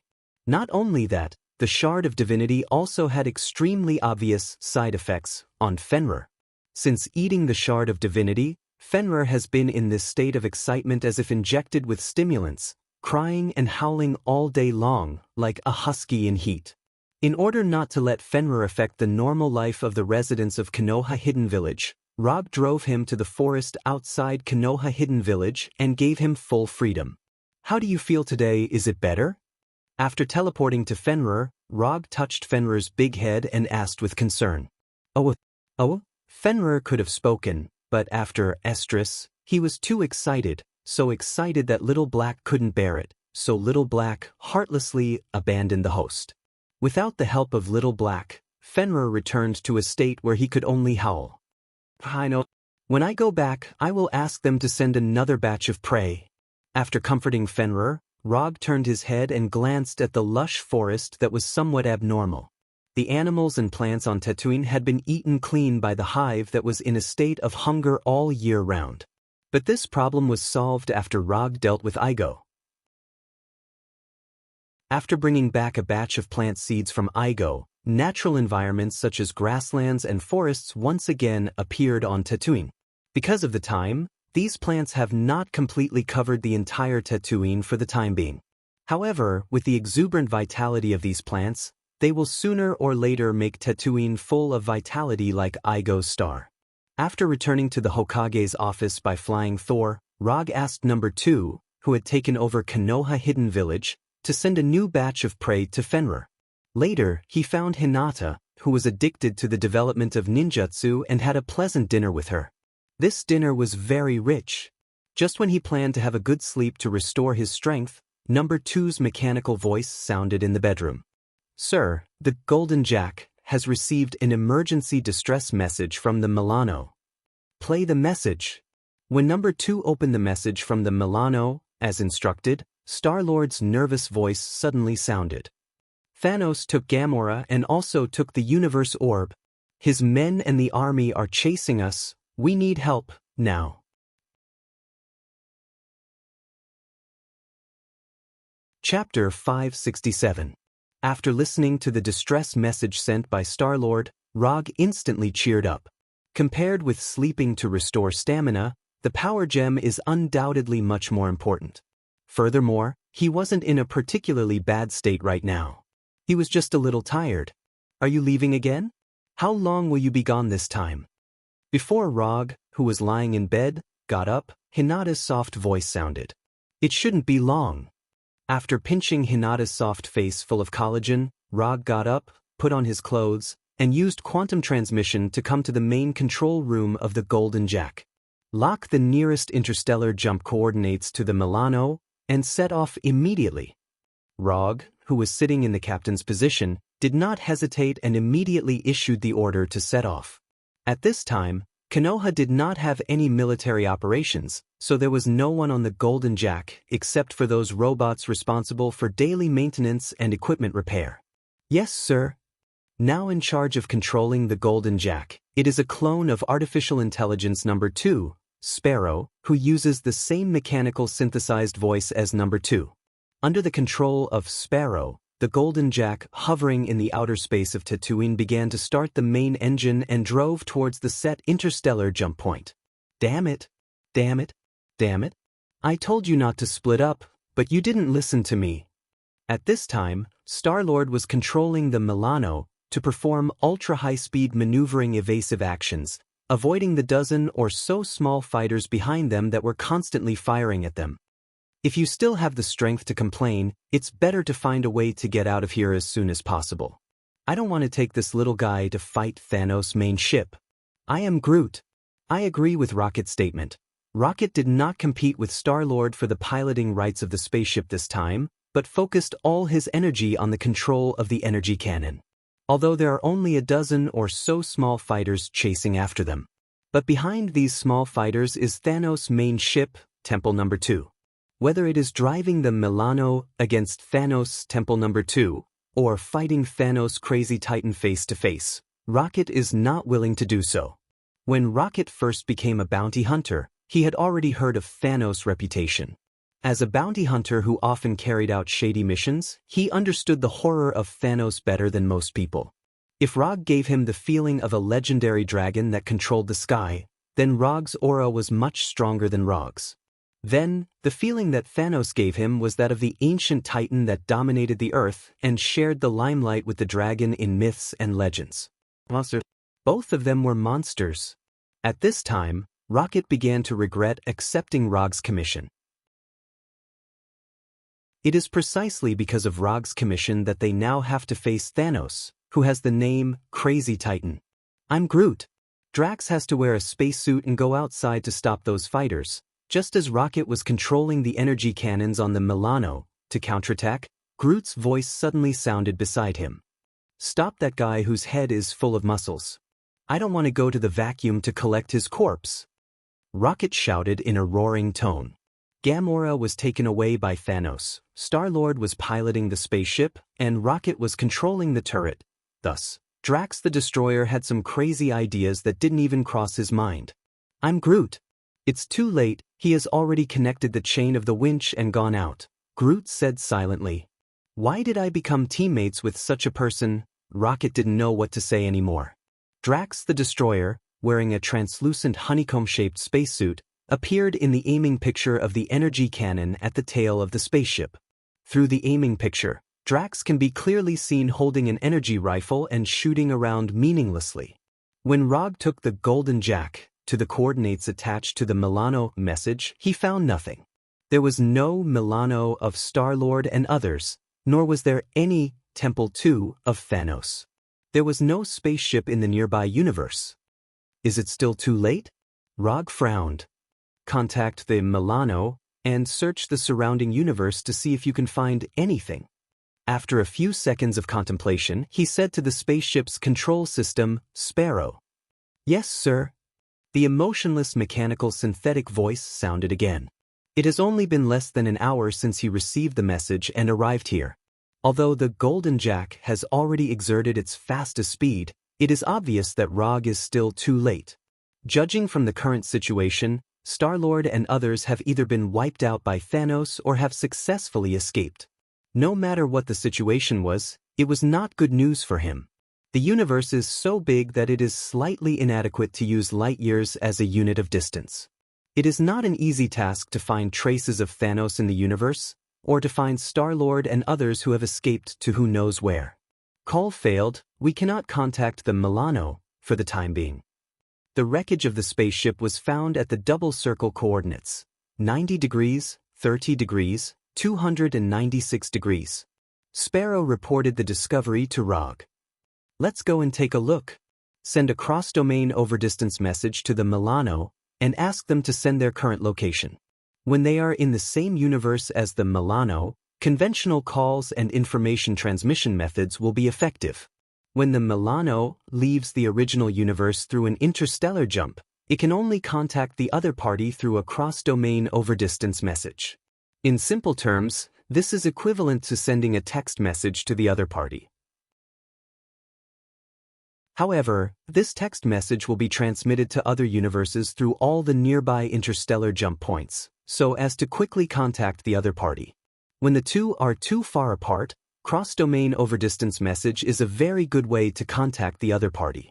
The disadvantage is that there is no way to make an instant call and contact, and they can only passively wait for the other party's reply. The distress message sent by Star-Lord before was a cross-domain long-distance message. This was how the message was quickly transmitted from planet Morag to the Golden Jack, near planet Tatooine in the shortest possible time. After comparison of the data, the remaining wreckage of the battle armor does belong to the Thanos army. These scattered wreckage of the spaceship that spread out like a beacon depicted an escape route to the interstellar jump point. They escaped, good job. Although he has not received a reply from the Milano, Rog can already be sure that Star-Lord and others have successfully escaped the pursuit of Thanos. Chapter 568. Let's talk about it. What happened? In the main control room of the Golden Jack, Rog saw Star-Lord and the others with a lonely look on their faces. After making an interstellar jump along the indicated route formed by the wreckage of the space fighter, he received a reply message from Star-Lord and others. After jumping 3 times in a row according to the coordinates sent by Star-Lord and others, he saw the scarred Milano. We found the universal spirit ball you wanted in the abandoned temple on planet Morag. Just when we took out the universal spirit ball, we were attacked by Ebony Throat and Black Dwarf. In order to escape from Ebony Throat and Black Dwarf as soon as possible, we decided to split up. Rocket and Groot were responsible for holding back Ebony Throat and the others, while Gamora and Drax took the opportunity to return to the Milano and then drove the spaceship to pick us up. But no one thought that Thanos would actually come in person. He snatched the Universal Spirit Ball and took away Gamora. Drax was lucky; he was just knocked unconscious and did not suffer any fatal injuries. Rocket and I couldn't wait for the spaceship, so we retreated while fighting and brought Drax, who was unconscious on the side of the road, back to the spaceship. Then Thanos sent a space fighter to chase us. We took the opportunity to send you a message and finally escaped here. Star-Lord briefly described what happened on planet Morag. Although he usually looks quite unreliable, he is still quite sober at critical moments. Of course, whether he can stay awake or not depends on luck. When things involve Gamora, the possibility of him losing control is very high. He is the man who punched out Avengers 4. Only small space fighters are chasing you? Didn't Temple 2 attack you? Rog asked with some puzzlement. According to his understanding of Thanos, Thanos has no habit of holding back against the enemy. No, although Temple 2 has been following us, it never appeared again after we made the first interstellar jump. There are not many small space fighters chasing us, only a dozen or so. Star-Lord also found that something was wrong, but like Rog, he couldn't figure out why Thanos had such an obvious behavior. Even if Temple Number 2 did not participate in the pursuit, as long as Thanos sent out more fighters, the difficulty of their escape would rise sharply, and they might not even survive until the moment of interstellar jump. Fix the Milano first. We'll talk about Gamora and the Universal Spiritual Ball later. After that, Rog left the main control room and went to his captain's room. Although he was somewhat reluctant, he had to admit that things were starting to develop in a tricky direction. Among the 6 Infinity Stones, the Power Stone is undoubtedly the most suitable one for Thanos, and it is also the one that increases his strength the most. As for time, space, soul, reality, mind, and other gems, they would at most add some additional attack methods and abilities. Compared with the last time he fought with Thanos, Rog's strength had indeed improved significantly. But compared with Thanos, who got the Power Gem, his improvement was far from enough. How terrifying the Power Gem's amplification of Thanos can be seen by giving a simple example. Without the Power Gem, Thanos is at most a little stronger than the completely awakened Thor. And when he had the Power Gem, the completely awakened Thor was like an ordinary Asgard in front of him. He was the kind of opponent that he could crush at will. If the other 5 Infinity Stones can make Thanos infinitely close to the Divine Father level, then the Power Gem can make him a particularly good fighter among the Divine Fathers. The reason why there is such a big difference is not because the other 5 Infinity Stones are not as good as the Power Gem. It's because the Power Gem is the most suitable for Thanos, who has amazing physical strength and is extremely proficient in close combat. The Power Gem is an infinitely powerful physical force. It can allow the user to control all the power and energy they want to master, copy and replicate all physical superpowers, and let the user's own physical attack and defense capabilities reach the extreme. In addition, the Power Gem itself also contains a huge amount of energy, which can strengthen the effect of other gems or provide energy for other gems. For Rog, the Power Gem falling into the hands of Thanos is a more troublesome thing than the Space, Soul, and Mind Gems falling into the hands of Thanos. The fit between the Power Gem and Thanos is the same as the fit between the Time Gem and the Ancient One. It is a matter that will give the opponent a headache but helpless. This feeling, the ruler of the Dark Dimension, Domum, can be said to be deeply experienced. Although Thanos with the Power Gem will become very troublesome, he is not invincible. As long as the right time is found, there is still a chance to defeat him. And Thanos is not the only one who has the Infinity Stone. Rog also has the Reality Gem. Thinking of this, Rog sighed helplessly. He does have the Reality Gem, but his compatibility with the Reality Gem is far from high. To be honest, the Dark Elf King Malekith is more suitable to use the Reality Gem than him. At least Malekith can use the Reality Gem to create darkness that covers the entire universe when the 9 realms gather. After sitting at his desk and thinking seriously for more than 10 minutes, he made a decision. Find a helper, must find a helper. It is a very unwise choice to fight Thanos with the Power Gem by himself. After deciding to find a helper, his first reaction was to find the help of his cheap teacher, Ancient One. However, this plan was quickly abandoned by him. Ancient One with the Time Gem in hand is indeed very strong, but he will not be interested in these things. Unless Domum and Thanos join forces, otherwise, Ancient One will never agree to his request. Since Ancient One has been ruled out, his remaining choices are Thor, the goddess of death, Hela, and Igo, who is helping him take care of the divine tree. Igo can also be ruled out. Not to mention that he is now taking care of the divine tree. Even if he is willing to help, he will not have much effect. In Rog's judgment, Igo is the shame of the Heavenly Fathers. He has the level and ability of a Heavenly Father, but his actual combat power is extremely far apart. Igo will definitely have no problem dealing with small fries. Asking him to deal with Thanos with the Power Gem is no different from asking him to die. The Power Gem is a real planet killer. The Searcher of the Celestial Gods group once used the Power Gem to destroy a planet in one blow. And Igo just happens to be a planet.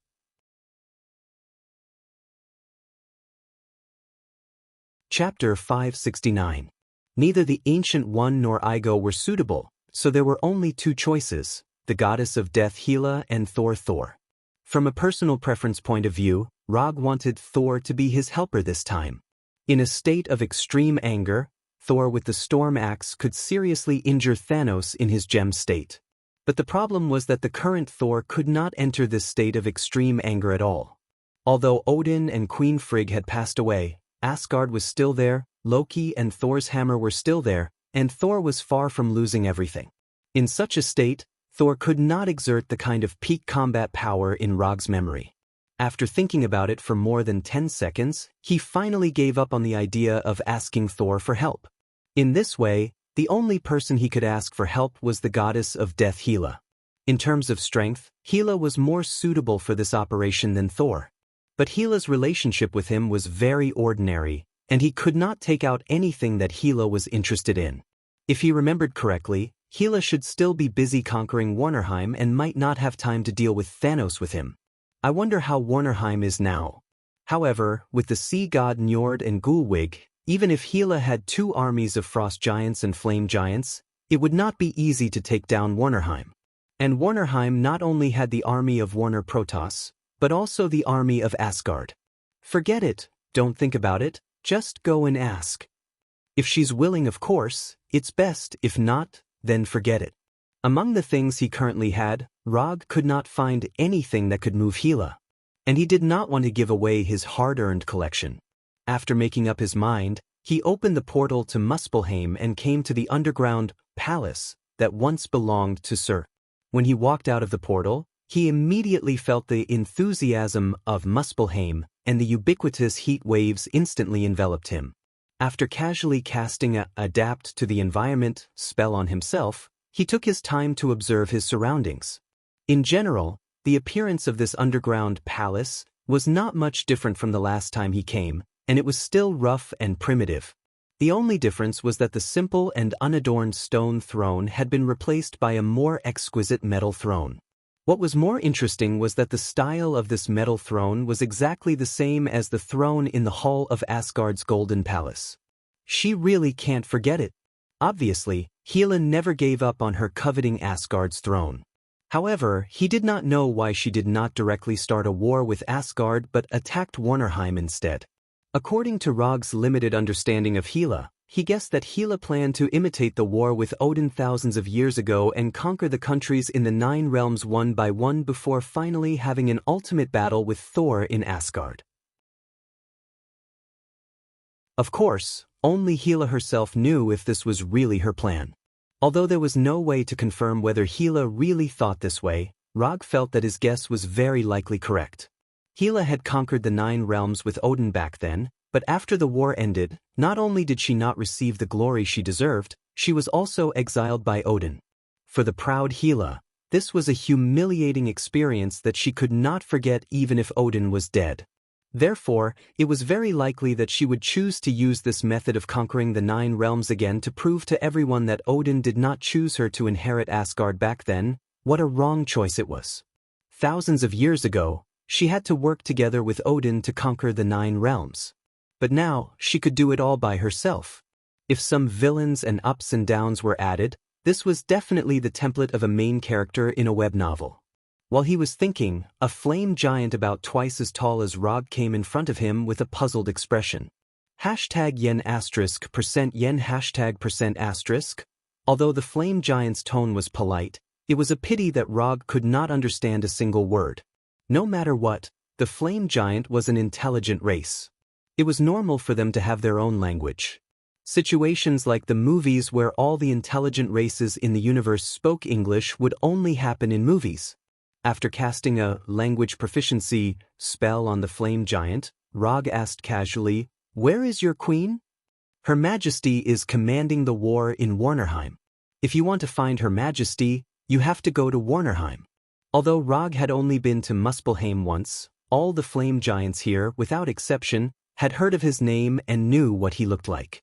The scene of him killing Surtur had left an indelible impression in the weak hearts of these flame giants. Although Surtur had lost his throne because of Hela's arrival, no matter what, Surtur was the king of the flame giants who had ruled Muspelheim for tens of thousands of years. This was the main reason why the flame giant was so polite after seeing Rog's arrival. "Okay, I got it." Under the gaze of the flame giant, Rog cast a portal spell and came to the Asgard camp in Warnerheim from this scorching underground cave. When he walked out of the golden portal, the Asgard warriors around him quickly greeted him and looked at him with excitement. Rog was here. Rog, who had led them to defeat the Warner Protoss army twice, was here. Strictly speaking, Rog should have fought with the Asgard army 3 times. However, the battle in Jotunheim was directly ignored by these Asgard warriors.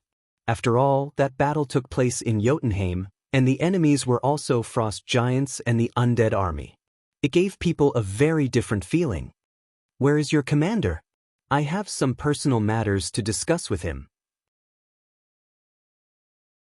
After receiving the latest information from the camp commander, he did not hesitate and once again cast the teleportation magic.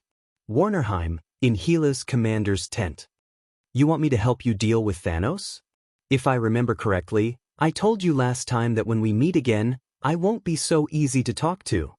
As soon as her voice fell, an amazing momentum emerged from Hela's body. Along with this astonishing aura, there was also a divine power of death that was so dense that it was almost tangible. Even if you don't agree, you don't have to have such a big reaction, right? At the moment when Hela released the divine power of death, Rog also released the same vast chakra to fight against Hila's pressure. Divine power of death versus chakra.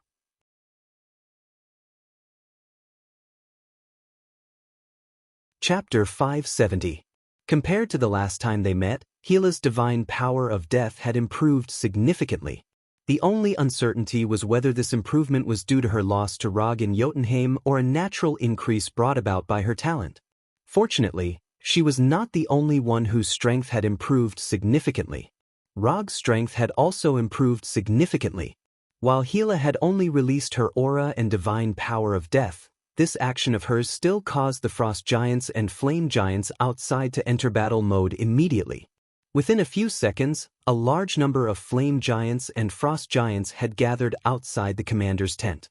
While these flame giants and frost giants had arrived around the tent, none of them dared to step inside. Hila had not ruled them for very long, but the fear she had left in their hearts was stronger than anyone else's. Never disobey any of Hila's orders. Never appear when you shouldn't appear. Don't do anything without permission. There were many similar nevers, and there were some slight differences due to the different races. For example, the flame giants could not release their innate high temperature when near Hila, and the frost giants could not provide Hila with food that was too cold. Are we really not going in? It seems like the fight inside is very intense. Go if you want. I'll try my best to bring your ashes back to Muspelheim. There shouldn't be any fighting inside, right? There aren't any sounds of fighting. You're too young. You still don't understand the battle between men and women. You're finished. You actually dare to imagine such a scene in your mind. You're dead. Unlike the frost giants who were born with a calm aura, the flame giants around the tent began to whisper and discuss the situation in the tent. While the flame giants had deliberately lowered their voices and used their flame giant language with a particularly heavy accent, their actions still caused the frost giants to look down on them. A bunch of idiots whose brains have been roasted. How dare you talk about Her Majesty's matters? You really don't know how to write the word death. While the flame giants were chattering, the frost giants tacitly remained silent and did not say a word. Not only did these frost giants have no intention of talking, but they also closed their eyes. Some of the frost giants even sealed their ears with ice. Don't speak, don't look, don't listen. Well, if you don't intend to attack me, can we stop this meaningless competition? Rog originally thought that Hila would choose to attack immediately after unleashing her god of death. However, it was clear that the situation did not develop in this worst-case scenario. Since they didn't fight, it meant that there was still room for negotiation. After hearing Log's suggestion of a truce, Hila looked at him with the eyes of a queen who was born high up in the air. Then, she started to retract her terrifying aura and death divine energy. When her aura and divine power of death showed signs of weakening, Rog immediately retracted his chakra and aura. A few seconds later, the atmosphere in the tent returned to its initial calm state. I didn't expect you to be on par with me now. Looks like the talents of Earthlings still have some redeeming qualities. While Hila's tone gave people a feeling of being high and mighty, Rog was already used to her queen-like tone. I was just lucky to have improved a little. Rog took the initiative to lower his posture and answered unhurriedly. While he might not lose to Hila in a real fight, considering that he was asking for Hila's help, it was normal for him to lower his posture. It was not shameful to be humble when asking for help. Facing an existence like Hila who was born noble and had outstanding strength, being stubborn would only be counterproductive. This was just like stroking a cat. One had to stroke it according to its fur. All right, you don't have to put on such an attitude in front of me. Just say it. What can you give me in return? You're a ninja. You should know better than anyone that without a satisfactory reward, no one is willing to help. Hila crossed her right leg and sat on the metal chair that was similar to an Asgard's throne. The things in my hands, even if I'm willing to give them to you, are just some small things to you. So, if you don't mind, I hope to use 2 equal promises in exchange for your help this time. Of course, I'll forget about the assassination of Thor. He's a knot in your heart. If I kill him, you won't be happy either. Other than Thor, everyone else can be discussed. For example, Loki. If you don't like him, I'll go and kill him now. What do you think? Log might have said a lot, but there was only one thing he was trying to say. He could not give Gila anything that could move her. Of course, in order to prevent Gila from asking him to assassinate Saul again, he purposely used his words to push Gila out of this possibility. If he guessed correctly, Gila would definitely not let Thor die in the hands of others. He did not think of this when they met last time. But after seeing the metal chair Gila was sitting on and the metal throne in Muspelheim, he was more than 90% sure. Do you and Thor usually communicate like this? After more than 10 seconds of silence, Gila said again. More or less. Friends, you help me, I help you, that's it. Having said that, all Rog could do was wait for Gila's final reply. If Gila really didn't want to, then he could only take the reality gem and have a fair one-on-one competition with Thanos, who had the power gem. 2 promises are not enough, I want 3. If you agree, I can agree to your request this time. Gila raised her right hand, raised 3 fingers, and gave a final reply. 3 is 3, I'm fine with it. 3 promises with unknown details in exchange for Gila's help. This seemed to be a bit of a loss, but it was not particularly a loss. It was not the first time Gila dealt with him. She knew what kind of personality he had, so she was unlikely to make a particularly outrageous request. This also meant that these 3 promises were very likely to be 3 ordinary commission missions.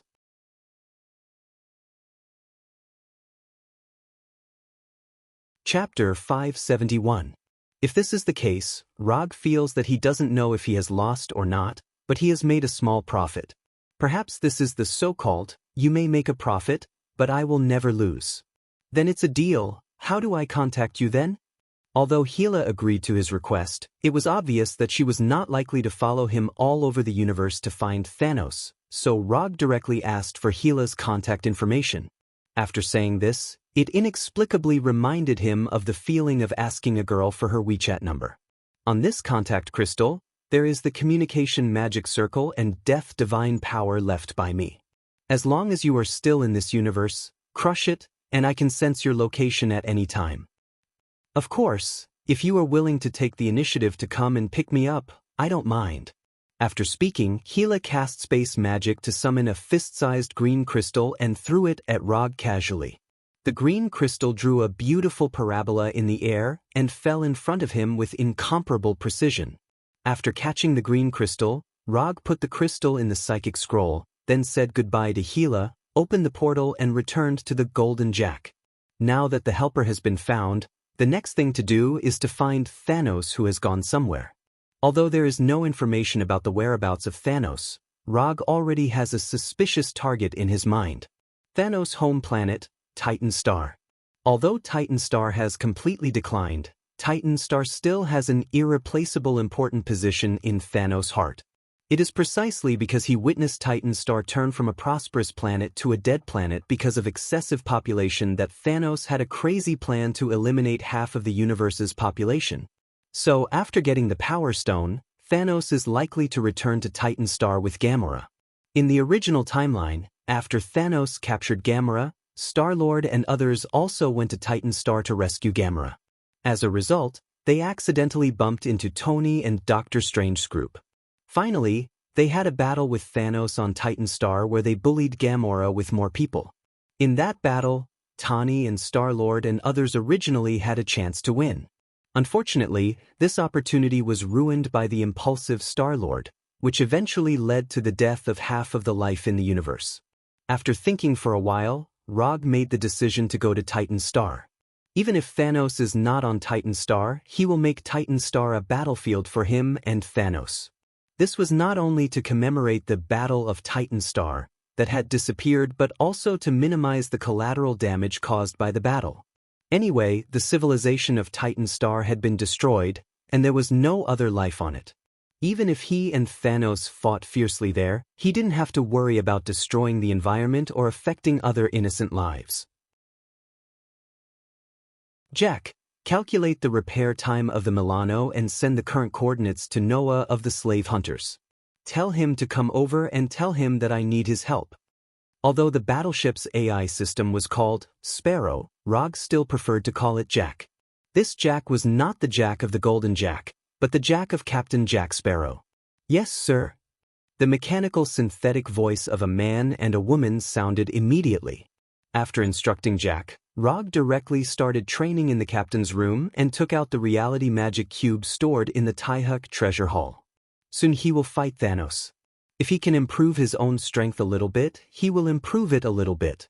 He doesn't want to lose to Thanos because of this insignificant chakra when the time comes. Time passed little by little, and soon, 3 days have passed since Thanos took the Universal Spirit Ball. In these 3 days, although Rog's immortal body progress still remained at 95% progress, his chakra amount still improved to a certain extent. However, these improvements are not enough to be displayed in the system's character panel for the time being. In addition, after these 3 days of maintenance, Star-Lord's Milano has also recovered to its best state, and with the help of Jack, it has added a lot of firepower. As for Noah of the Slave Hunters, he met with Rog on the Golden Jack 3 days ago and accepted the task of finding the location of Thanos. At first, Noah was still a little reluctant to accept this task. After all, this has more or less a tendency to be an enemy of Thanos. Rog saw his worry, so he gave Noah a guarantee that was enough to tempt him. As long as the slave hunters can find the whereabouts of Thanos this time, the slave hunters can not only borrow his reputation in the future, but also when the slave hunters encounter an enemy that they can't deal with, he will personally help the slave hunters. Simply put, from then on, the slave hunters will accept his protection, and it will not just be a nominal protection. After Rog gave his conditions, Noah readily agreed to Rog and began to use the slave hunters' intelligence network to find Thanos. Although slave hunting is not a very serious industry, these professions wandering in the gray area have a significant characteristic, that is, they have more friends and more information. The place where the good and the bad mix is often the area where information flows the fastest.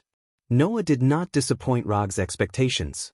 It only took 3 days for him to confirm the location of Thanos and bring back unexpected news. Thanos found Luo Nan, the controller, and under Luo Nan's leadership, they went to Hala, the mother planet of the Carey Empire. After hearing this news, Rog, who was in the middle of cultivation, frowned unconsciously. He was not surprised that Thanos could contact Luo Nan. To some extent, Thanos and Luo Nan were the same kind of people. They were the kind of people who could achieve their goals by any means. But the problem was that he couldn't understand why Thanos would find Luo Nan at this time and go to Hala, the mother planet of the Carey Empire, with Luo Nan. There must be a demon when things are abnormal. Although Rog still didn't know what Thanos and Luo Nan were planning to do, this made him instinctively aware that something was wrong and there was a trace of danger. Thanos was not the kind of person who would do things as he pleased. Every move he made was the result of careful consideration. Carey Empire. Just when Roger was pondering over what kind of existence was in the Carey Empire that was worth Thanos personally making a trip there and even needed to join forces with Luo Nan, an existence that he had never come into contact with, but he had heard of its ability, surfaced in his mind. The controller of the Carey Empire, Supreme Wisdom. When the name of the Supreme Wisdom appeared in his mind, he suddenly realized something.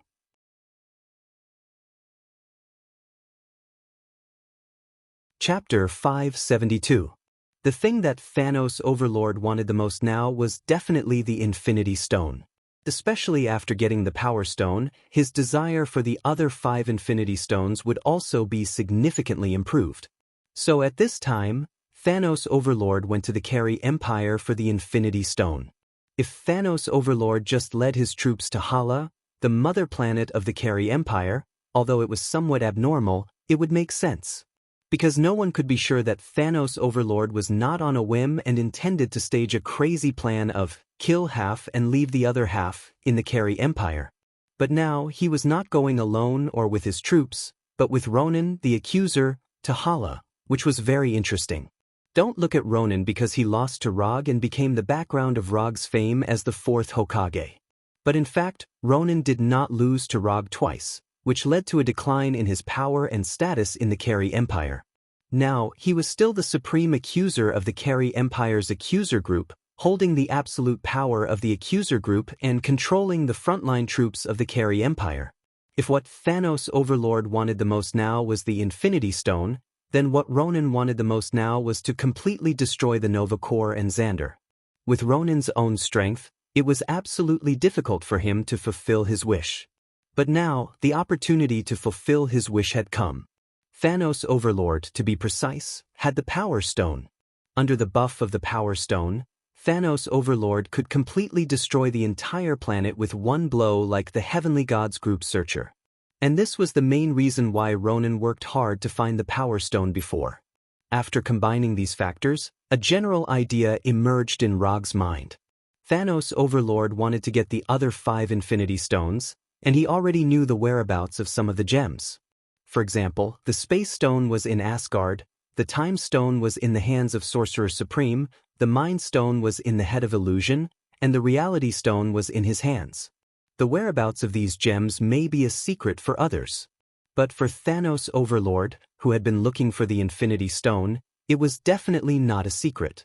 Plus the Power Stone in his hand, 5 of the 6 Infinity Stones had a clear whereabouts, so only the last Infinity Stone, the Soul Stone, was temporarily unknown. Coincidentally, Thanos had sent Gamora to look for soul gems before.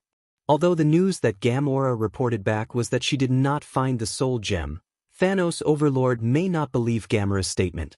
In the past, perhaps because of their father-daughter relationship, he would temporarily choose to believe or tolerate Gamora's deception. However, after he obtained the power gem, he might not continue to tolerate this. So if his guess was correct, Rog guessed that Thanos knew early on that Gamora was hiding it from him.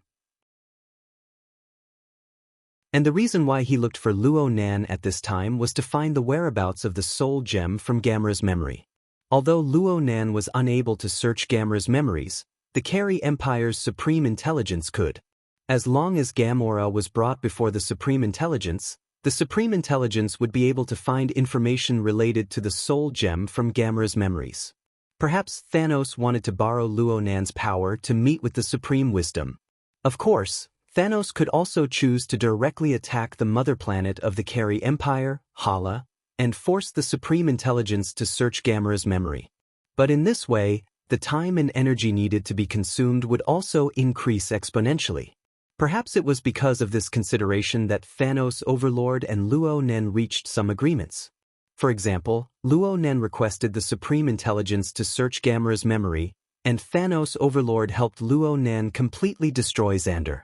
Such a deal, whether it was for Thanos Overlord or for Luo Nan, was a small investment with high returns. After understanding this point, Rog did not immediately go to the Carey Empire. Instead, he carefully recalled the name of the planet where the soul gem was located in his mind. He needed to sacrifice his true love to obtain the soul gem, and the paternity tester, Red Skull, became the guide for the soul gem. He remembered these things very deeply. But he could not remember the name of the planet he wanted to know the most now. Damn it! What was the name of the planet again? Rog never felt that his memory was bad. On the contrary, he felt that he had a particularly good memory. However, no matter how he recalled now, he just could not remember the name of the planet. Don't think about it. Go directly to Hala. After trying to recall for nearly half an hour, and even using magic to help his memory, Rog, who still got nothing in the end, finally gave up the plan to kill the paternity tester, Red Skull, before Thanos Overlord got the soul gem. With Thanos Overlord's feelings for Gamora, if he did not know clearly that sacrificing Gamora could get the soul gem, he would never have done something like throwing Gamora off the altar. This is not a problem that the soul gem is not important enough. It is purely because the risk is not proportional to the benefit. He would never take a huge risk to gamble on uncertain benefits. Thanos Overlord is such a person, and so is Rog. After giving up the plan to kill Red Skull in advance, Rog called Star-Lord and others to the main control room of the battleship and told them about Thanos Overlord and Gamora's trip to the Carey Empire. As he expected, after knowing Gamora's whereabouts, Star-Lord immediately showed an expression that he was going to fight Thanos now. He said with a murderous look on his face, "Then what are we waiting for? Let's go to Hara now, kill Thanos, and save Gamora." He doesn't know if it's because Cammy's energy gave him courage, or he didn't put Thanos Overlord and Hala in his eyes at all. In his mouth, Thanos Overlord has become a person who can be killed if he wants to, and Hala has become a place where he can go if he wants to. Do you know where Hala is? Rog asked unhurriedly. Isn't Hala the home planet of the Carey Empire? Star-Lord didn't quite understand what Rog meant. You also know that Hala is the home planet of the Carey Empire, then you should also know that the Carey Empire is one of the 3 empires in the universe. You should know how powerful they are without me telling you. Although Rog doesn't put any Carey in his eyes, this doesn't mean that he can ignore the Carey Empire. Humans on Earth can develop weapons of mass destruction like nuclear weapons, and the Carey Empire will certainly have their own strategic deterrent force. Although the Carey Empire is not famous for its individual combat power in the universe, one of the 3 empires in the universe is not self-proclaimed by the Carey people, but it is a real war. Its military power is also unquestionably first class in the universe.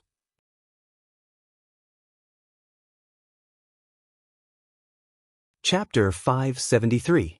Rog had previously allowed Xander's delegation to return to Xander from Hala, but the situation at that time was completely different from now. Quietly going to Hala is not a big problem for him, he just needs to open a portal. But the problem is what to do when he gets to Hala. Although Ronan had a good relationship with him before, at this time, the friendship between him and Ronan is as fragile as a piece of white paper, and it is not strong at all. Even if the current Luo Nen sold him to Thanos, he wouldn't feel surprised. After all, the things that Thanos could give were much more than what he could give.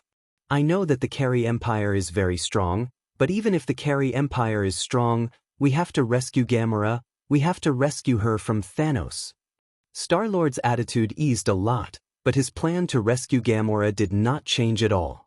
If you don't mind, you can leave the matter of rescuing Gamora from Thanos to me. In addition, if possible, I hope you can distract the Carey Empire's attention. Of course, if you feel that a few of you are not strong enough, you can contact Yondu, he should not refuse your request. After speaking, Rog glanced at Star-Lord, who had not fully reacted.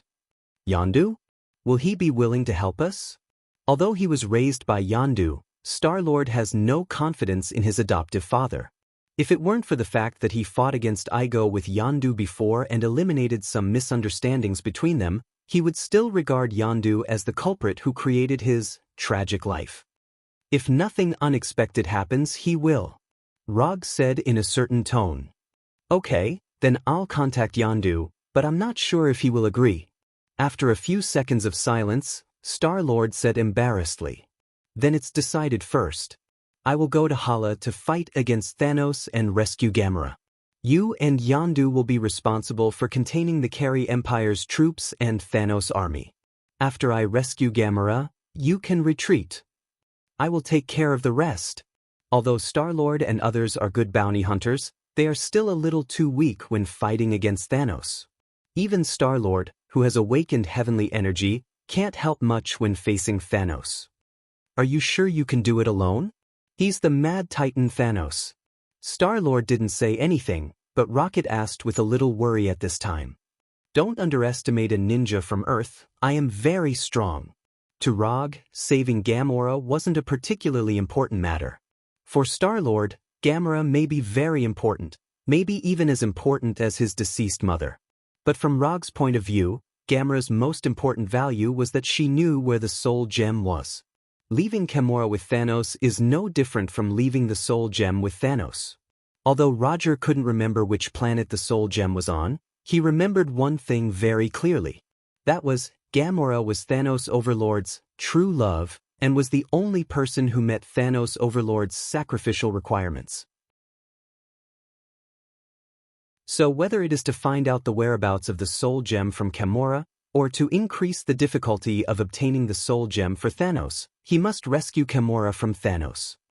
After formulating a general strategy, Rog didn't waste time waiting for Yondu's reply and directly opened the portal to the Carey Empire's home planet, Hala.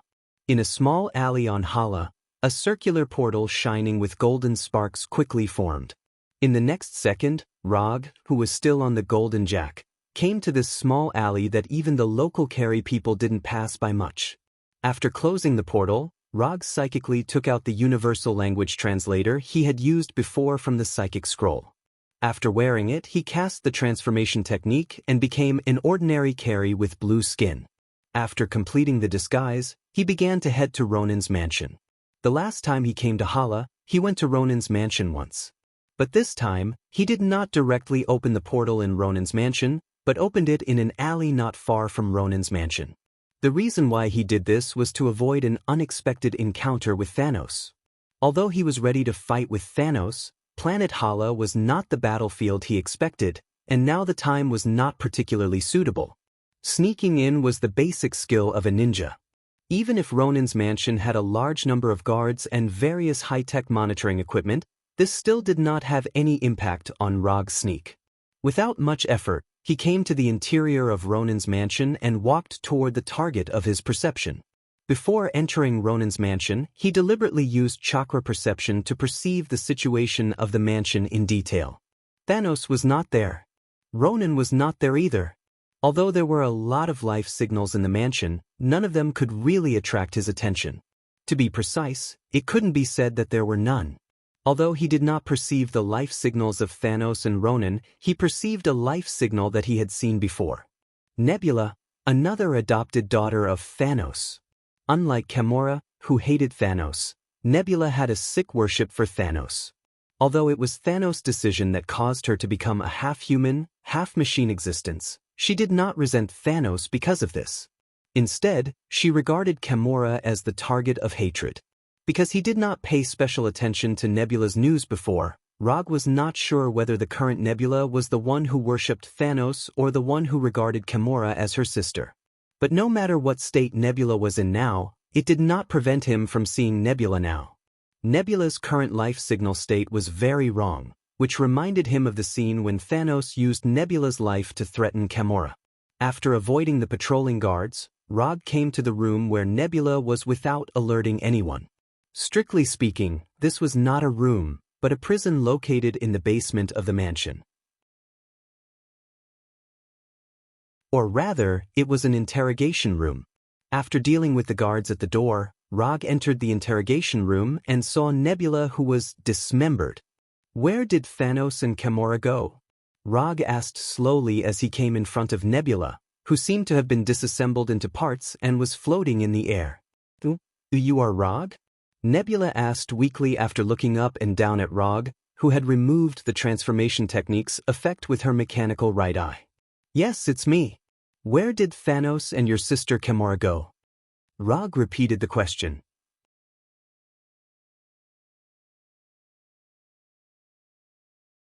Chapter 574. I'm going to kill you, I'm going to kill you.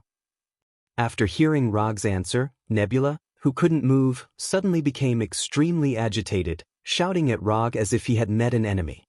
What's wrong with this guy? Is he crazy? Looking at the suddenly agitated Nebula, Rog silently stepped back and frowned. He wasn't worried about what harm Nebula could do to him now. He just didn't want Nebula to suddenly go crazy and spit on himself. You can't kill me like this. If you don't mind answering a few of my questions, I may be able to assemble you and give you a chance to do it yourself. Rog has rich experience in dealing with lunatics. After all, in the eyes of others, he sometimes looks like a lunatic, so he knows how to communicate with people like Nebula. Nebula, who originally wanted to swallow Log alive, quickly calmed down after hearing his words. He looked at Log with eyes full of murderous intent and no longer spoke. Since you don't want to say it, then let me guess. If I guess wrong, you can correct me. Rog ignored Nebula's murderous eyes and said calmly. Then he sorted out his thoughts and continued, If I'm not wrong, it was Thanos Lord who made you like this. As for the reason, I think Thanos Lord should have used you to threaten Gamora and wanted to get some information from Gamora's mouth. But it's a pity that Gamora didn't care about your safety and still kept the secret. Your safety can't be used to threaten Gamora, so in Thanos Lord's view, you have no meaning to exist. He was too lazy to assemble you back and threw you here like garbage. At this point, Rog suddenly changed the thread of discussion and said, Thanos Lord is now taking Gamora to find supreme wisdom, intending to forcibly obtain the whereabouts of the soul gem from Gamora's memory, right? Nebula didn't expect Rog to suddenly mention supreme wisdom and instinctively looked at Rog. Although the nebula had been dissected into pieces, her thinking ability wasn't greatly affected. She quickly reacted. He wants to pry information about Thanos Lord from my mouth.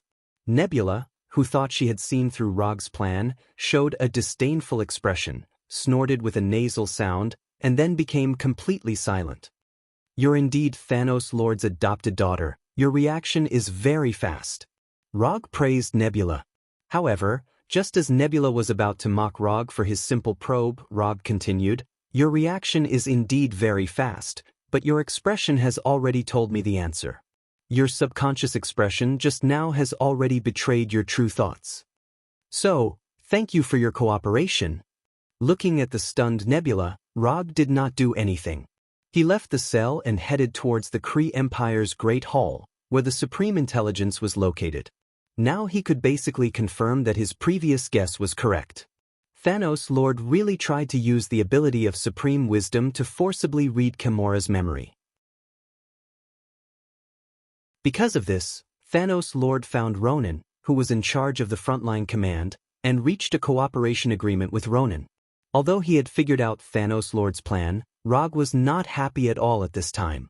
Judging from Nebula's reaction just now, Thanos Lord and Gamora should have just left Ronan's mansion not long ago. Maybe they were half an hour or 10 minutes earlier than him. Judging from the time, Thanos Lord should not have gotten the news of the soul gem from Gamora. However, this was still not good news for him, because this meant that he was likely to have a showdown with Thanos Lord on Hala, instead of the final duel on Titan Star. While heading to the Congress Hall where Supreme Wisdom was located, Rog had been considering whether to call Warnerheim's Gila in advance. After some cautious thinking, he temporarily dispelled this idea. Once he called Gila, he could only have a showdown with Thanos Lord on Hala, which was not in line with the Titan Star plan that he had previously formulated. Through the high-speed hover train in the city, Rog arrived near the Congress Hall where Supreme Wisdom was located. Although the Congress Hall was a landmark building in the city, there were not many Kree people who could really enter the Congress Hall. Except for the Congress members and military commanders such as Ronan, only a small number of Kree people with authority could enter the Congress Hall. Although Rog did not have the authority to legally enter the Congress Hall, this was not difficult for him, who was proficient in illusion. Relying on the illusion of Sharingan, he easily passed through the outermost guard inspection of the Congress Hall and walked into the Congress Hall openly. However, it was not so easy to enter the core area of the Congress Hall, which was the palace where Supreme Wisdom was located. And he didn't know if it was his own illusion, but when he stepped into the Congress Hall, Rog had a feeling that he was being watched. This feeling was a bit like entering a room full of surveillance cameras, and his every move was exposed to the eyes of the guards in the monitoring room. This was a kind of intuition, or rather, a kind of super sense brought about by the increase in strength. Although this feeling made him feel uncomfortable, Rog did not care too much about it. If he guessed correctly, this feeling of being monitored should come from the Supreme Wisdom. In terms of life form, Supreme Wisdom was just a life computer. But on Hala, the Supreme Wisdom had the power of a god. So it was not particularly difficult to understand that Supreme Wisdom could discover his arrival. After confirming the location of Thanos and Ronan with chakra perception, Rog walked in their direction while adjusting his state so that he could erupt into his strongest combat posture at any time. When he came to the core area of the Congress Hall, in front of the palace where the Supreme Wisdom was located, he saw two tall figures, one blue and one purple. The blue one was Rog's old friend, Ronan. As for the purple one, he was Thanos, who was known as the Mad Titan and the Emperor of the Universe. You really came? At this time, although Rog did not remove the effect of the transformation technique, Thanos seemed to have seen through his disguise and said in a majestic tone, "You robbed me, of course I have to come to get justice." Rog pointed to the power gem on Thanos' gloves and replied in a neither servile nor overbearing manner.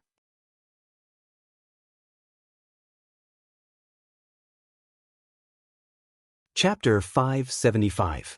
As a traveler, Rog was no stranger to the glove worn on Thanos' left hand. Infinity Glove.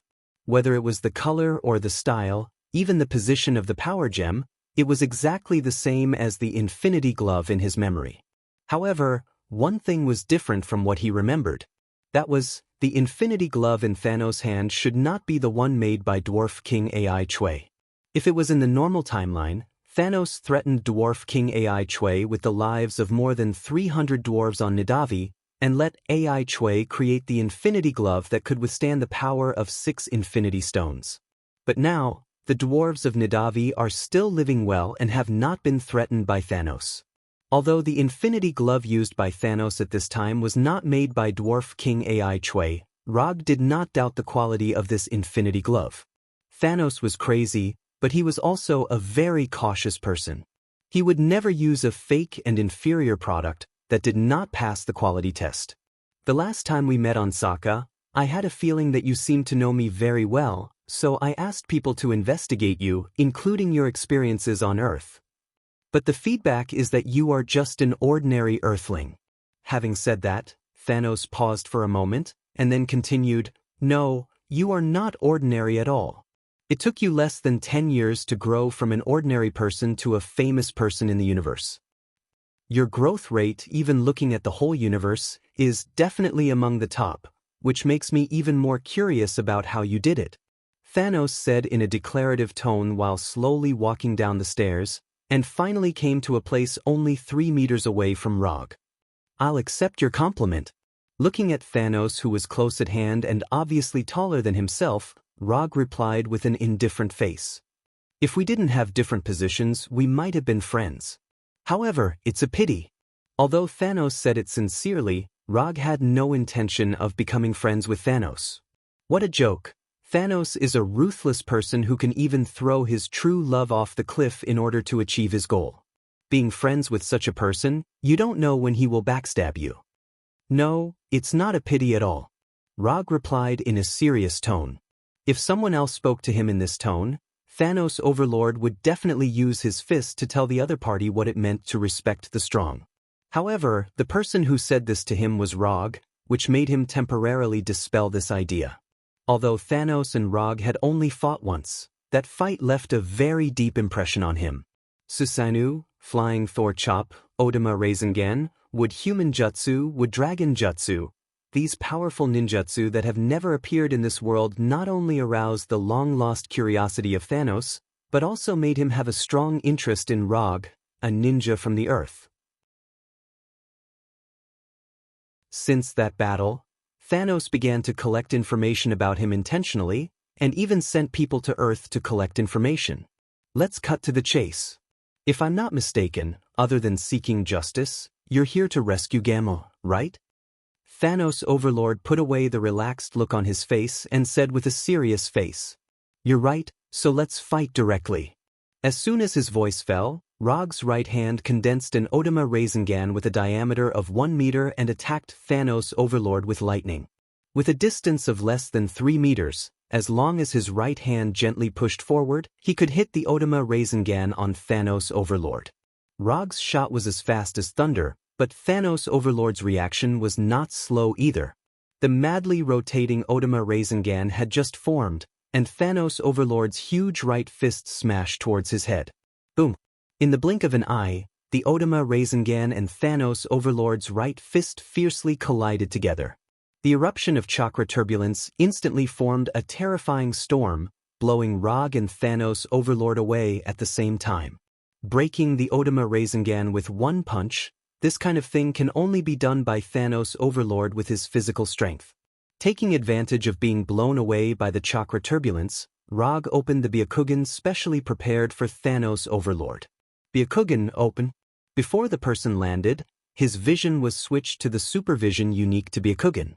Through Byakugan, he saw the majestic life energy in Thanos Overlord's body like a star, saw the terrifying body beyond the biological limit, and saw the perfect life evolution. God's body. He didn't know why. After seeing through Thanos Overlord's body with Byakugan's insight and X-ray vision, Rog's mind instinctively came up with this description. Perfect. Undeniably perfect. This was simply the most perfect body that a warrior could have. Compared with Thanos Overlord's body, Hulk's physical fitness was 1 or 2 levels lower. No wonder Thanos Overlord could use a simple set of combos to stun Hulk. The two of them were not on the same level at all. Putting away the shock in his heart, Rog took a deep breath, clapped his hands hard, and chakra in his body instantly transformed into chakra. Shikatsu Forest, Sage Mode. Just by looking at it with Byakugan, Rog knew that his current Sage Mode body could not compete with Thanos Overlord's body. So he did not hesitate and immediately entered Sage Mode. Thanos Overlord, who had regained his balance, glanced at Rog, who had red eyeshadow and circular patterns on his face, and his face showed a smile with unknown meaning. Although Thanos Overlord did not have any energy attack means, there was no other energy in his body except for the incredible life energy. But this did not mean that his energy use skills and sensing ability would be weak. Although he didn't know what Rog had just done, he could clearly perceive that Rog's physical strength had soared a lot in an instant. A bit interesting.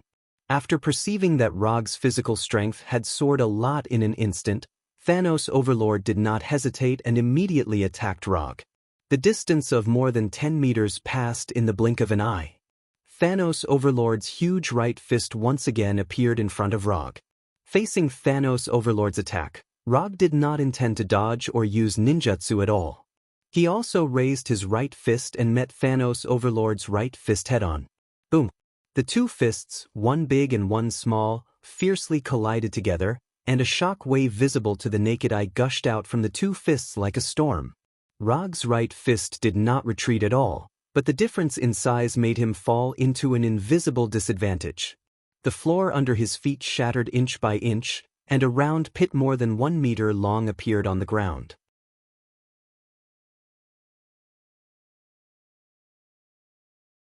Chapter 576. Excluding the difference in size, Rog in Sage Mode was not weaker than Thanos in physical strength. But he couldn't rely on the buff brought by Sage Mode to suppress Thanos. So, a slightly awkward question was placed in front of him. If necessary, he could maintain Sage Mode for a few hours. But no matter how long he could maintain it, he couldn't compare with Thanos in terms of endurance. Just how did this guy train? This was too unreasonable.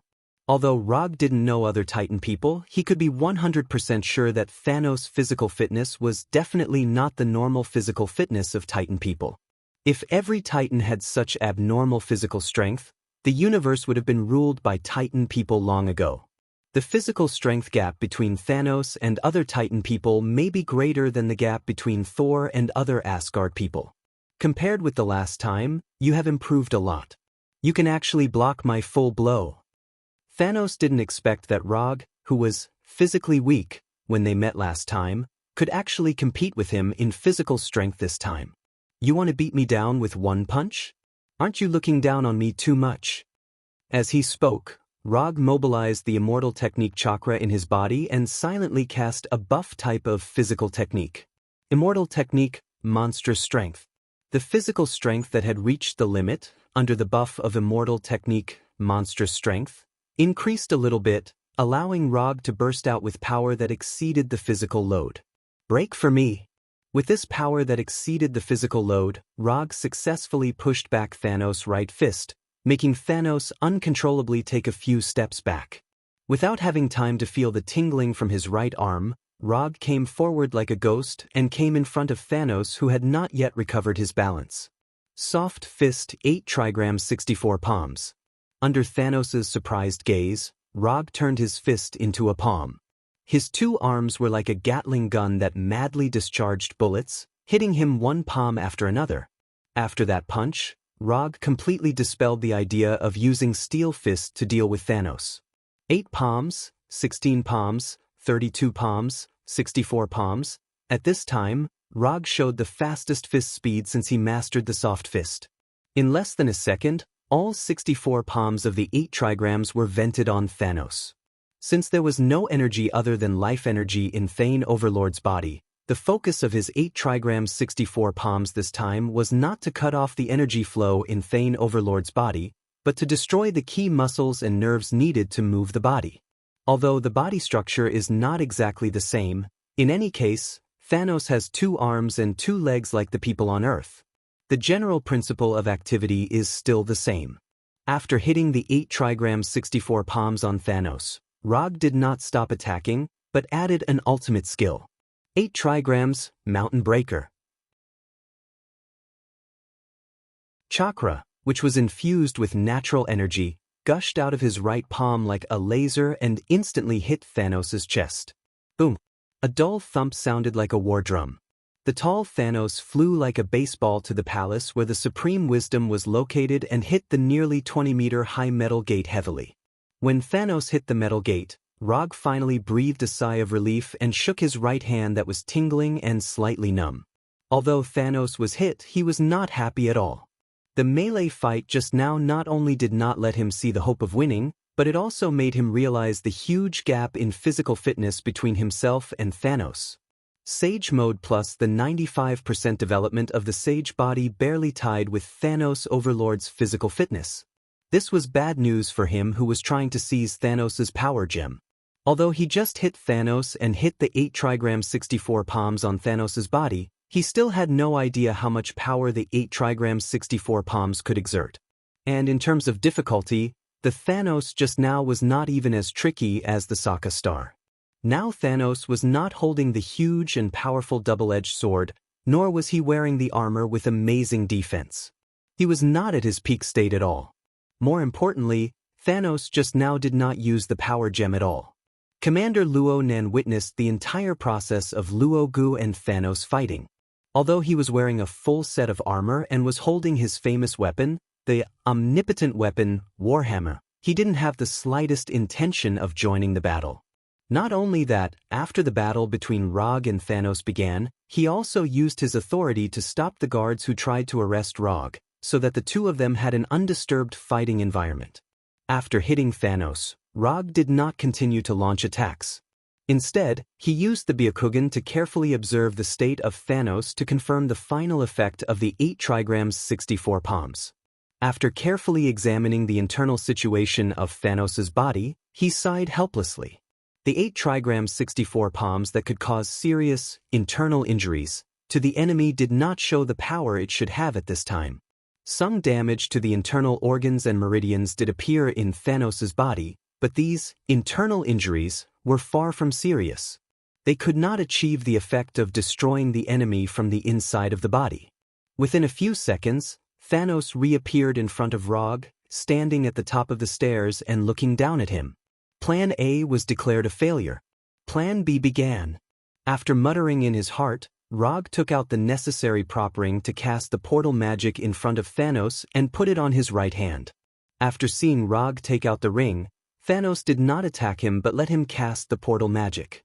As his right hand continued to draw circles in the air, a circular portal with golden sparks appeared in front of Thanos and Luo Nan.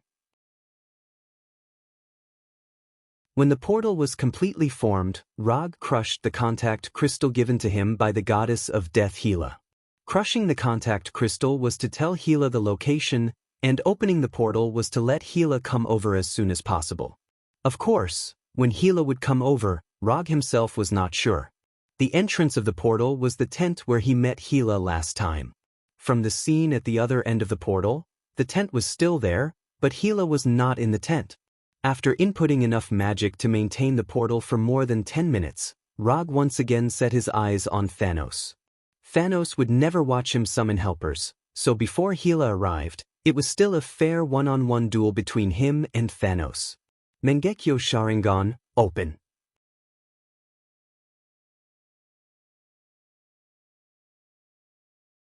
Chapter 577. We agreed to catch the top lane together, but you ran to steal the buff. Rog's mood at this time was like he had made an appointment with a jungler to catch the top laner, but the result was that his jungler never came.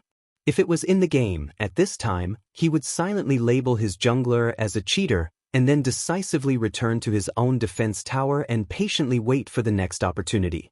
But now he was not playing a game, and Thanos was not the kind of top laner who would foolishly wait for others to catch him. After seeing Rog's eyes turn from white to blood red, Thanos clenched his left hand. The power gem on the Infinity Glove emitted a faint purple light that was enough to make Rog pay attention. Thanos is going to use the power gem. Almost at the moment when the power gem lit up, Rog, who switched his Byakugan to Mangekyo Sharingan, used the signature fire release ninjutsu of the Uchiha clan. Immortal Art, Fire Release, Great Fireball. Under the buff of the Immortal Art Chakra, Rog spouted a huge fireball with a diameter of more than 20 meters, like a small sun. The burning fireball flew like a cannonball to Thanos at the end of the stairs. Boom. However, this huge fireball didn't fly very far before it was hit by a purple beam of light that was as thick as an arm and as fast as lightning. It instantly exploded and turned into a cloud of sparks that filled the sky. Thanos did not use any fancy moves. He simply raised his left hand and then casually threw a punch. Although the Immortal Art Chakra mixed with natural energy was stronger than the ordinary chakra, in front of the Universal Treasure Power Gem, the energy level of chakra was still not enough. This was not the suppression of attributes like water suppressing fire or thunder suppressing earth, but a simpler and more helpless level suppression. The Immortal Art, Great Fireball was easily broken like a balloon, and Rog did not care too much. He never expected the Great Fireball to cause any damage to Thanos. What he needed was just the sight-blocking effect brought by the Great Fireball. After spitting out this huge fireball, he did not hesitate and quickly used the other two ninjutsu. Immortal Technique, Wood Evasion, Wood Clone. Immortal Technique, Earth Evasion, Rock Concealment. After leaving a wood clone that was enough to pass off as a real one to contain and lure Thanos, Rog himself relied on the rock concealment technique to sneak into the ground, like a groundhog shuttling quickly underground. Although Thanos's insight was not bad, it was not easy to distinguish between the wood clone and the original with the naked eye. As long as the wood clone can mislead Thanos for a while, he can take this opportunity to enter the palace where the Supreme Wisdom is located and rescue Gamora. Saving Gamora was originally just a side mission, but now, it had become a main mission. Only by controlling Gamora in his own hands could he fight for enough power to take the initiative. When Thanos sent Gamora to Supreme Intelligence, he did not expect Gamora to continue to keep the secret of the Soul Gem. As long as the Supreme Intelligence did not crash, the whereabouts of the Soul Gem would definitely be revealed. Although the location of the Soul Gem was exposed, Rog had a top-secret information that even Thanos and Gamora did not know about. The Soul Gem was an infinity stone that needed to be obtained by sacrificing one's love. Whether it was Gamora or Thanos, they did not know this before they met the paternity appraiser, Red Skull. So as long as he could rescue Gamora and control her in his hands, then even if Thanos knew the whereabouts of the Soul Gem, he would not be able to complete the sacrifice. Of course, if Thanos could immediately make a new love in a short time, it was also Thanos' ability. It didn't take much time. Rog sneaked to the bottom of the palace. To be precise, it was directly below Gamora's life signal. Although Rog, who was sneaking underground, did not know the specific situation of the wood clone and Thanos' fight, judging from the violent vibrations from the ground from time to time, their battle was not ordinary. After confirming that the wood clone was not at risk of being exposed for a while, he slowly rose from the ground like a ghost and came to the inside of the palace. In the empty palace, Gamora stood in the center of the palace like a puppet. On her body, there were glowing threads wrapped around her as if she was wrapped in some kind of nerve thread. Glancing at Gamora, who had her eyes closed and a look of rejection on her face, Rog stretched out his right hand and patted her shoulder gently. Flying Thor.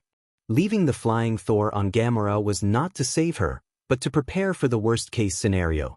If it really came to the point where he had to kill Gamora, this Flying Thor could ensure that he could kill Gamora with the fastest speed. After leaving the Flying Thor on Gamora, Rog grabbed her shoulder and pulled her out forcibly. With those nerve lines disconnected one by one, Gamora slowly opened her eyes and looked at Rog with a painful expression. Having her mental connection forcefully severed by someone else was not a pleasant experience for Gamora, who was in the midst of connecting with the Supreme Intelligence. Although the experience was not pleasant, in any case, now she finally doesn't have to be forcibly searched by the Supreme Wisdom. I know you have a lot of questions now, but you only need to answer one of my questions now. Which planet is the Soul Gem? While asking Gamora, Rog did not stay idle, and his right hand with the hanging ring began to draw circles again.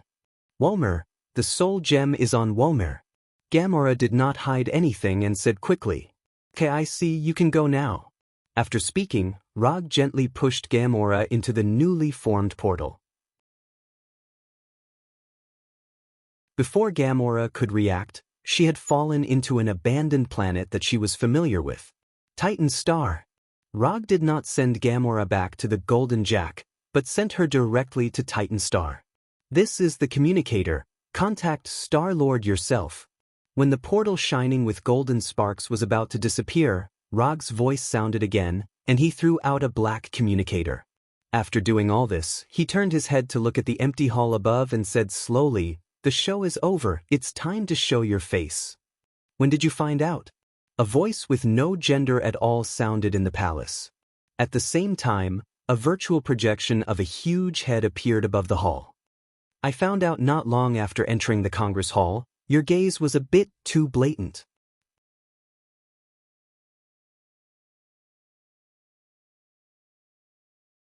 Chapter 578. This huge, light green head that didn't conform to the aesthetic standards of Earthlings was none other than the virtual projection of the ruler of the Carey Empire, the Supreme Intelligence. "I just casually glanced at you, I didn't expect you to notice." The Supreme Wisdom glanced at Logue and gave him a small compliment. "You didn't just casually glance at me. If I'm not wrong, you should have used no less than 3 methods to carefully check my condition." If the Supreme Intelligence didn't use so many methods to check, Rog might not have noticed his gaze. "It seems that Ronan's evaluation of you is still too low. Your threat level is at least 1 level higher than what he reported." The Supreme Intelligence used a completely different cold tone, as if he had changed into a different person. After a few seconds of silence, he continued, "Since you've noticed that I've been watching you, but you haven't done anything on your way here. Can you tell me what you're thinking?" "Who says I don't have a strategy? Me coming here to meet you personally is my strategy." The battle outside the palace continued, but Rog and the Supreme Intelligence didn't seem to notice the battle outside at all, ignoring the constant explosions and tremors. "Coming here to meet me is your strategy. You really are an interesting person." After hearing Rog's answer, the Supreme Intelligence seemed to have thought of something, and a surprised expression appeared on the virtual projection's head. After confirming that he was noticed by the Supreme Intelligence as soon as he entered the Capitol Hall, Rog began to think about how to face the ruler of the Carey Empire. In the process of thinking, he suddenly discovered a very interesting blind spot. The Supreme Intelligence was a life computer that represented the highest technology of the Carey Empire. Although from another point of view, he was a real special life form. But there was one thing that the Supreme Intelligence could never change, and that was that he didn't have a soul in the true sense. Rog, who had once raised the AI assistant Hinata and now the real person Hinata, had a deep understanding of this. Whether the Supreme Intelligence was the ruler of the Carey Empire or not, and no matter how many abilities he had, he would inevitably yearn for a true independent soul that belonged to him.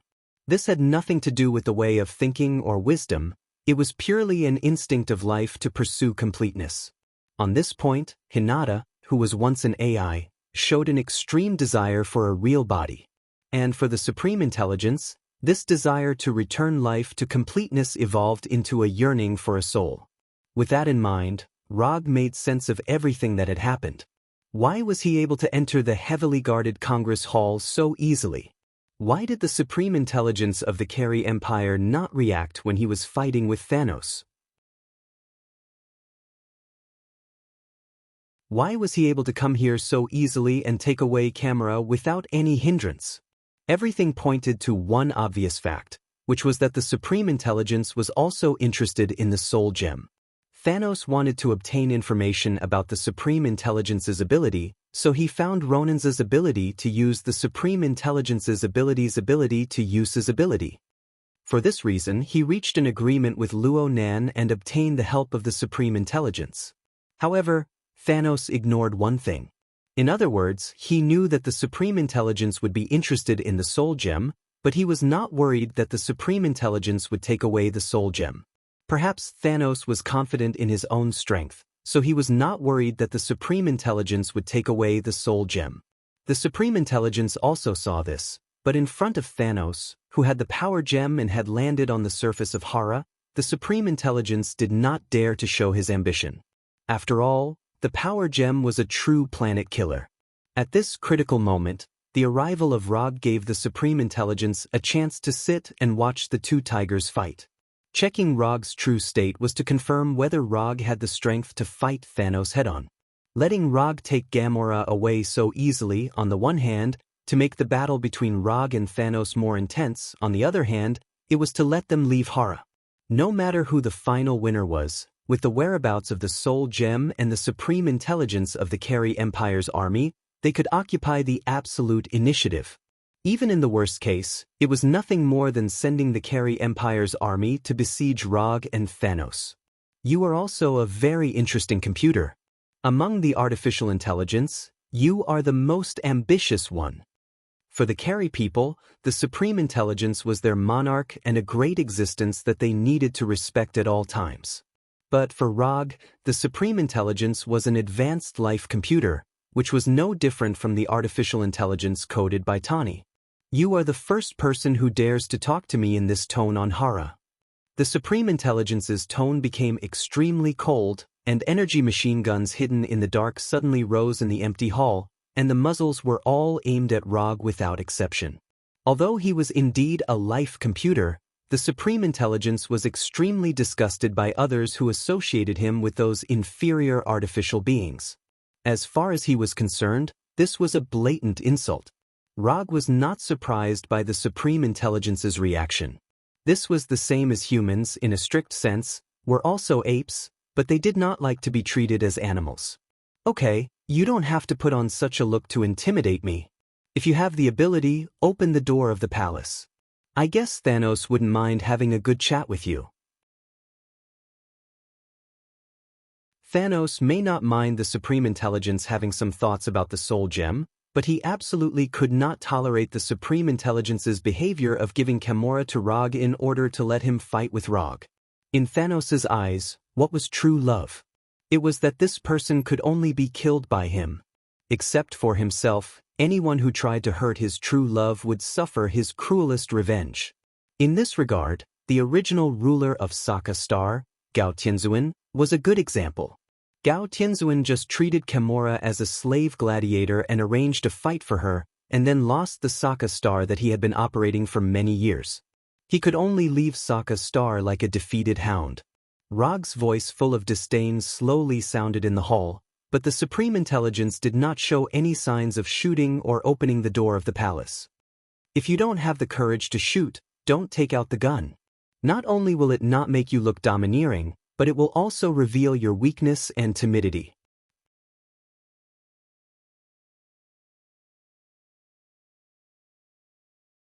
Chapter 579. Since the ridicule has already begun, there is no need to continue to give the other party face. Anyway, he won't be in the Kree Empire in the future, so it's not a big deal to offend him. Looking at the fearless Rog, Supreme Wisdom wondered for the first time if there was something wrong with his big data calculations. The current development is not the situation he wanted at all. According to his plan, Rog should now be chased by the angry Thanos, not Rog. Generally speaking, there is no big problem with Supreme Wisdom's calculations, and there is no big loophole in the plan he made. However, he ignored a very important point, that is, Rog is not a person who can be easily guessed. SHIELD and the U.S. military have made similar calculations, but it turns out that the results of their calculations are only the results they think are the results. If Supreme Wisdom can go to Earth and investigate Rog's past, then he will find that Rog is a person who often does not play by the rules. What's more troublesome is that Rog is also a transmigrator with a prophet aura. In this case, some of the decisions he makes, in the eyes of others, are completely madmen. Just say it, what do you want now? After confirming that he could not arrange Rog as a chess piece, Supreme Wisdom immediately changed his strategy, and his tone was relatively soft, and he was no longer so aggressive. Don't worry, I don't want much, and it's not difficult for you. Do you see the portal outside? The helper in my plan made some small mistakes and didn't rush over immediately. So if you don't mind, I hope you can contain the Thanos outside before my helper arrives. Of course, this is also for the safety of Hala. You don't want to see the scene of Thanos destroying Hala with the power gem. After sending Gamora to Titan Star, Rog has gradually regained the initiative of the battle. As long as Gila arrived at Hala, he could start executing his Titan Star plan. I can let Luo Nan and the Empire's warriors contain Thanos Overlord, but I hope that after your helper arrives, you can take Thanos Overlord away from Hala. The Supreme Wisdom agreed to Rog's request. But in return he also raised his own request. No problem. As for the matter of taking Slayer Overlord away from Hara, I can handle it myself. Although Rog didn't agree with the culture and system of the Carey Empire, he still had a good impression of them. After all, the virtual reality console games produced by the Kree Empire were very much to his taste and allowed him to have a lot of fun. After saying that, the holographic projection of the Supreme Intelligence that was floating above the hall instantly disappeared, and the entire hall became empty again. Thanos would never have thought that just when he thought he was fighting with Rog, the real Rog actually reached an agreement with Supreme Wisdom to deal with him together. The enemy of my enemy is my friend. Thanos Overlord may also know this, but he would never have thought that he would become the common enemy of Rog and Supreme Wisdom. All of this was the fault of the Soul Gem. Yes, it was the fault of the Soul Gem. After coming to an agreement with the Supreme Intelligence, Rog no longer had any plans to continue staying in the palace. After sensing the Flying Thunder God technique of the Wood Clone, he immediately cast the Flying Thunder God technique and left the palace. At this time, Thanos Overlord was using the power of the Power Gem to destroy the Susanoo cast by the Wood Clone. He didn't know how many times he had broken Susanoo's armor, but no matter how he beat up the ancient giant-like Susanoo, the Wood Clone standing inside Susanoo's head was able to quickly repair the injuries on Susanoo, as if it would never get tired, and continued to attack and defend against him. Just when Thanos Overlord was considering whether to increase the energy output of the Power Gem to solve this giant-like Susanoo in one go, he suddenly found that there were two Rogs in the head of Susanoo. This is? Although Thanos Overlord didn't realize that it was the Wood Clone who was fighting with him before, he reacted immediately after seeing the two Rogs appear at the same time. Not good. Something went wrong. Although Thanos Overlord didn't know what happened, his intuition told him that the development of things had begun to go in a direction that was unfavorable to him. Almost at the moment when he realized this, Ronan, who had been acting as a spectator, waved the warhammer in his hand and attacked him like lightning. Ronan's attack completely confirmed Thanos Overlord's guess. Without any hesitation, Thanos Overlord decisively changed the trajectory of his attack. The attack that was originally aimed at Susanoo was aimed at Ronan, who was attacking like lightning. Compared with the attack from the enemy, Thanos Overlord hated the betrayal from his teammates more. The arm-thick purple light instantly cut through the distance of space and came in front of Ronan, who was fully armed. Time Shift Domain. Although Ronan had never fought with the owner of the Power Gem, as someone who had tried to collect the Power Gem, he was very clear about the power of the Power Gem. In the face of Thanos Overlord's attack, he decisively displayed his most powerful killing move. When the Time Shift Domain took effect, the world in front of Ronan's eyes suddenly changed. The whole world completely stopped as if the stop button was pressed. In this world that seemed to be completely frozen, Ronan changed his forward direction, avoiding the lightning-like zigzag light, and came in front of the stilled Thanos Overlord. He raised the grayish-black warhammer high, and the direction of the warhammer was falling was the thick and round purple head of Thanos Overlord. If Ronan's hammer could hit smoothly, then it would save a lot of effort whether it was for Supreme Wisdom or Rog. If the power of this hammer was strong enough, it was even possible to put an end to Thanos Overlord's life ahead of time and completely end this battle. The idea was beautiful, but the reality was cruel. Although Thanos Overlord couldn't detect the attack launched by Ronan in the Time Shift Domain, as a powerhouse whose combat strength was only a line away from the Heavenly Father level, Thanos Overlord was obviously not the kind of existence that would be instantly ended by others' killing move. Just when the warhammer in Ronan's hand was about to hit Thanos Overlord's big head, giving Thanos Overlord a heavy blow or even directly killing him, the effect of the Time Shift Domain disappeared, and the eternal time began to flow again.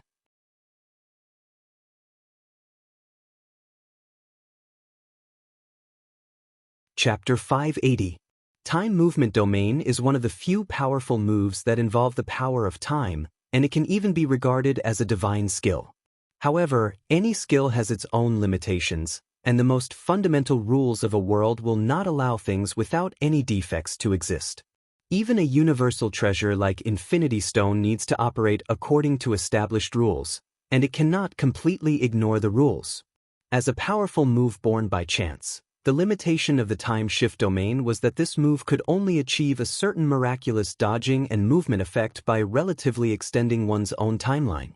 If Luo Nan wants to use time movement domain to defeat the enemy, he must let his relatively extended time return to normal in order to achieve a realistic attack. Therefore, after using time movement domain to avoid Thanos' attack and preparing to smash Thanos' head with a hammer, he took the initiative to end time movement domain and let his timeline return to normal. The hammerhead of the Warhammer is only a short distance away from Thanos' head, which is also the best distance calculated by Luo Nan. If his calculations are correct, even if he ends time movement domain, Thanos will not be able to escape his thunderous hammer. However, it turns out that the reason why Thanos can become a destiny, in a sense, is not because of his racial origin, nor his power, but because of his own strength. Just when the hammerhead of the omnipotent weapon Warhammer was about to hit his head, Thanos made a move that Luo Nan and Rog did not expect. In a split second, Thanos gave up using the Infinity Gloves to control the energy of the Power Gem, but directly guided the energy of the Power Gem to himself. He forcibly accommodated the energy of the Power Gem with his own flesh and blood. In another timeline, Star-Lord and others of the Universe Awkward Dance Troupe had teamed up to do this scene. It was also using this crazy move that Star-Lord and others saved Xander in that world. It's just that unlike the passive accommodation method adopted by Star-Lord and others, Thanos used active guidance at this time. Rog knows that Thanos' physical strength is very high, and he also knows that Thanos' physical body has been developed to its limit. But when he witnessed the scene of Thanos actively guiding the energy of the Power Gem into his body, he couldn't help but feel shocked. Crazy Titan, worthy of its reputation. The Warhammer in Luo Nan's hand finally fell, and it hit Thanos' head as he planned. However, the outcome of Warhammer hitting Thanos was completely different from what he imagined. Under the endless thunder attack of Warhammer, Thanos' Overlord's purple head shone with purple light. This seemingly soft purple light gave the Thanos' head an unparalleled defense. At this moment, Thanos' head seemed to possess an absolute defense in the true sense. It blocked Luo Nan's sure-kill hammer without any suspense. The Strength Gem's limitless physical strength was perfectly demonstrated at this moment. The hammer fell, and the hammer shattered. The supreme accuser of the Carry Empire's accusation team, Luo Nan, had completely lost his famous weapon, the omnipotent weapon Warhammer, after unleashing this thunderous hammer strike. What Luo Nan had lost right now wasn't just the weapon that had accompanied him in battle for many years. He had also lost his right hand that held the hammer. The purple glow on Thanos' head followed the Warhammer to Luo Nan's right arm. When the purple light spread to his entire right arm, the silent and irresistible disintegration was completed in an instant. Luo Nan's right arm turned into nothingness together with the Warhammer. His entire body was blown away like a falling feather. With Luo Nan's landing, the purple glow on Thanos' body also disappeared, as if it had never appeared. This was too overbearing. Rog knew that the Strength Gem was very powerful, and he also knew that the Strength Gem was very compatible with Thanos. It could be said to be Thanos' soul mate. But the scene in front of him still gave him an extremely unrealistic feeling. This was simply giving Thanos an invincible hack that locked down his health, and it was the type that wasn't afraid of being banned. How the hell was he going to fight this? Just when Rog was considering whether to temporarily retreat a distance and hand over the task of restraining Thanos to the Carry Empire's warriors, a perfectly straight and slender right leg stepped out of the portal. Goddess of Death Hela, the only queen of Jotunheim and Muspelheim, the helper that Rog personally invited and paid 3 promises to get, appeared at the moment when Luo Nan was heavily injured. They were finally here. His teammates were finally here. Rog never thought that there would be a day when he would be so eager for Gila to appear. At this moment, he seemed to see the brilliant light emitted by an enemy crystal named Thanos after it was shattered. With the addition of a familiar dubbing, it was a classic victory scene. While Rog was thinking, Gila, who was wearing a dark green battle suit, looked at Thanos not far away, and Rog, who was inside Susanu's head. Then, under the gaze of Thanos and Rog, Gila's wrist gently turned and summoned two black swords that exuded a cold light. Without any explanation, after confirming that this was the battlefield where Thanos and Rog were fighting, Gila immediately launched an attack on Thanos. As for Luo Nan, who was lying on the ground covering his right arm, she directly ignored him. Gila's arrival made Thanos's calm face reveal a dignified expression. After seeing that Gila did not hesitate to attack him, Thanos once again entered a pure battle state. Whether it was Thanos with amazing physical strength or Gila who controlled the power of death, they were all loyal close combat enthusiasts. At least before seeing the opportunity to determine the victory in one fell swoop, they all liked to use close combat to test the opponent's level. In the blink of an eye, Gila, who was like a dark green ghost, was entangled with Thanos. Purple and golden fists were constantly swinging, and the black sword condensed by the power of death drew a fatal and beautiful arc. Seeing that Thanos and Gila directly skipped the preparation process and entered the close combat stage, Rog removed the ancient giant-like Susanu, and his right hand once again drew a circle. The actors were all ready, and it was time to put on a good show. With the position of Thanos and Gila as the center, a circular portal with a diameter of tens of meters appeared on the ground, opening a space channel directly to Titan Star. Titan Star was the place of the final battle.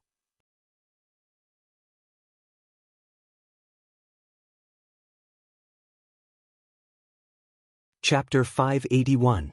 If it was under normal circumstances, Thanos Overlord could leave before the portal opened and avoid this golden portal that was not so sudden.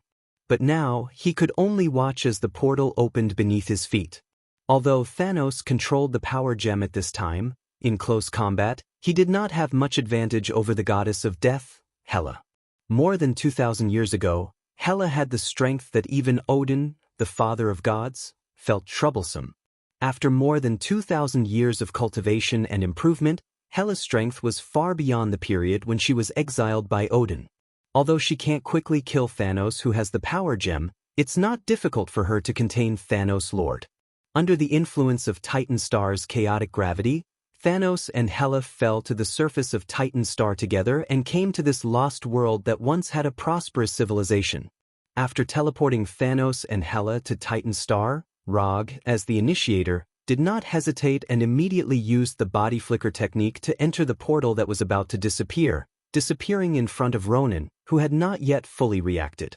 After returning to his hometown, Thanos took the initiative to end the close combat between him and Hela, relying on the energy impact of the power gem to open up a small distance. After looking around at the surrounding environment, Thanos frowned slightly and said slowly to Rog, who had just landed on the ground, "Is this your plan? Gamera should have been taken away by you now, right? This is your hometown, and it is also the place where you gave birth to the idea of destroying half of the life in the universe. I think you shouldn't mind putting an end to everything here."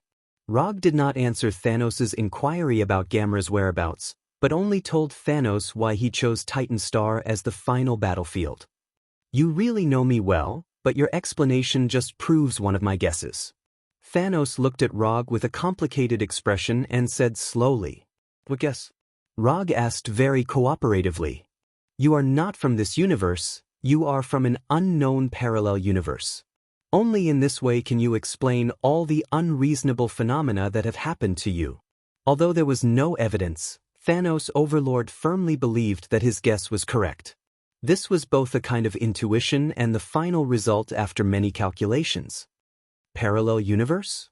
I have to say, your imagination is quite rich. Although there were only 3 of them here, Rog still did not intend to reveal his true identity. This kind of thing, even if the Ancient One knows about it, after all, there is no way to hide it from the Ancient One who controls the time gem. But to others, he would never admit this even if he was beaten to death. It doesn't matter if you don't admit it. As long as you fall into my hands, I will prove it sooner or later. At this time, Thanos seemed to have completely defeated Rog, and said with a tone that was almost like a statement. I'm sorry, I have no intention of letting myself fall into the hands of a man. I will never let such a thing become a reality. As soon as he finished speaking, Rog summoned the reality Rubik's Cube from the summon scroll. For this decisive battle, he had taken out the magic cube from the Supreme Harmony Treasure Hall and carried it with him in the channeling scroll. Only magic can fight against magic. Similarly, only Infinity Stone can fight against Infinity Stone. The ether particle is really in your hands. Odin is actually willing to give this treasure to you. It seems that he has a lot of expectations for you. After that, Thanos raised his left hand, and the golden infinity glove shone with the purple light of the power gem. No way, I have a good character. Unlike you, you can give up everything for the Infinity Stone. When the power gem shone with purple light, the reality Rubik's Cube in Rog's hand also shone with a strange red light. Although the reality gem is not as simple and crude as the power gem, in terms of strangeness, the reality gem can throw the power gem by several streets. Just when Thanos and Rog were at each other's throats, and the battle between Infinity Stones against Infinity Stones could break out at any time, the goddess of death Hela, who was standing next to Rog, looked at them with displeasure. As a queen, a real queen with strength, ambition, and beauty, Hela hates the feeling of being ignored. Since they came to Titan Star, Thanos and Rog were like two unromantic purebred straight men, completely ignoring her existence. This was an extremely unpleasant thing for Hela, who had the temperament and strength of a queen. So, when Thanos and Rog showed off their Infinity Stones, Hela directly launched an attack on Thanos. This time, Hela did not attack Thanos with her sword in both hands like she did when she first appeared. Instead, she released her divine power of death in an extremely ostentatious manner. She condensed the divine power of death into an extremely huge black blade and flew towards Thanos from all angles on the ground and in the air. Hela's sudden attack instantly broke the confrontation between Thanos and Rog. Almost at the same time, the power gem in the Infinity Glove and the reality gem in the reality Rubik's Cube lit up at the same time, showing their respective powers. Thanos' use of the power gem was as simple and crude as ever. When the hundreds of large and small black blades attacked him, he did not use the power gem to perform any fancy counterattack or defense, but with himself as the center, he created a purple tornado completely formed by the energy of the power gem. Whether it was the attack from the ground or the black blades falling from the sky like raindrops, when they touched this purple tornado, they all turned into nothingness and instantly returned to the most primitive and purest form of energy. With just a simple energy tornado, Thanos Overlord resolved Hela's large area of effect attack that was enough to clear the field. The power gem once again proved its value as a universal treasure with facts. Thanos' move to resolve Hela's attack was indeed beautiful, but Hela was not the only enemy he was facing now. Just at the moment when Thanos just used the energy tornado to resolve Hela's attack, Rog's attack came. Change reality. The tornado containing the overbearing energy of the power gem had not yet dissipated, and a strange red light appeared in every corner of the tornado. Along with the demonic red light, the purple energy tornado instantly changed its appearance. At this time, Thanos, who was in the eye of the tornado, saw hundreds of millions of small black blades with a length of only a few millimeters.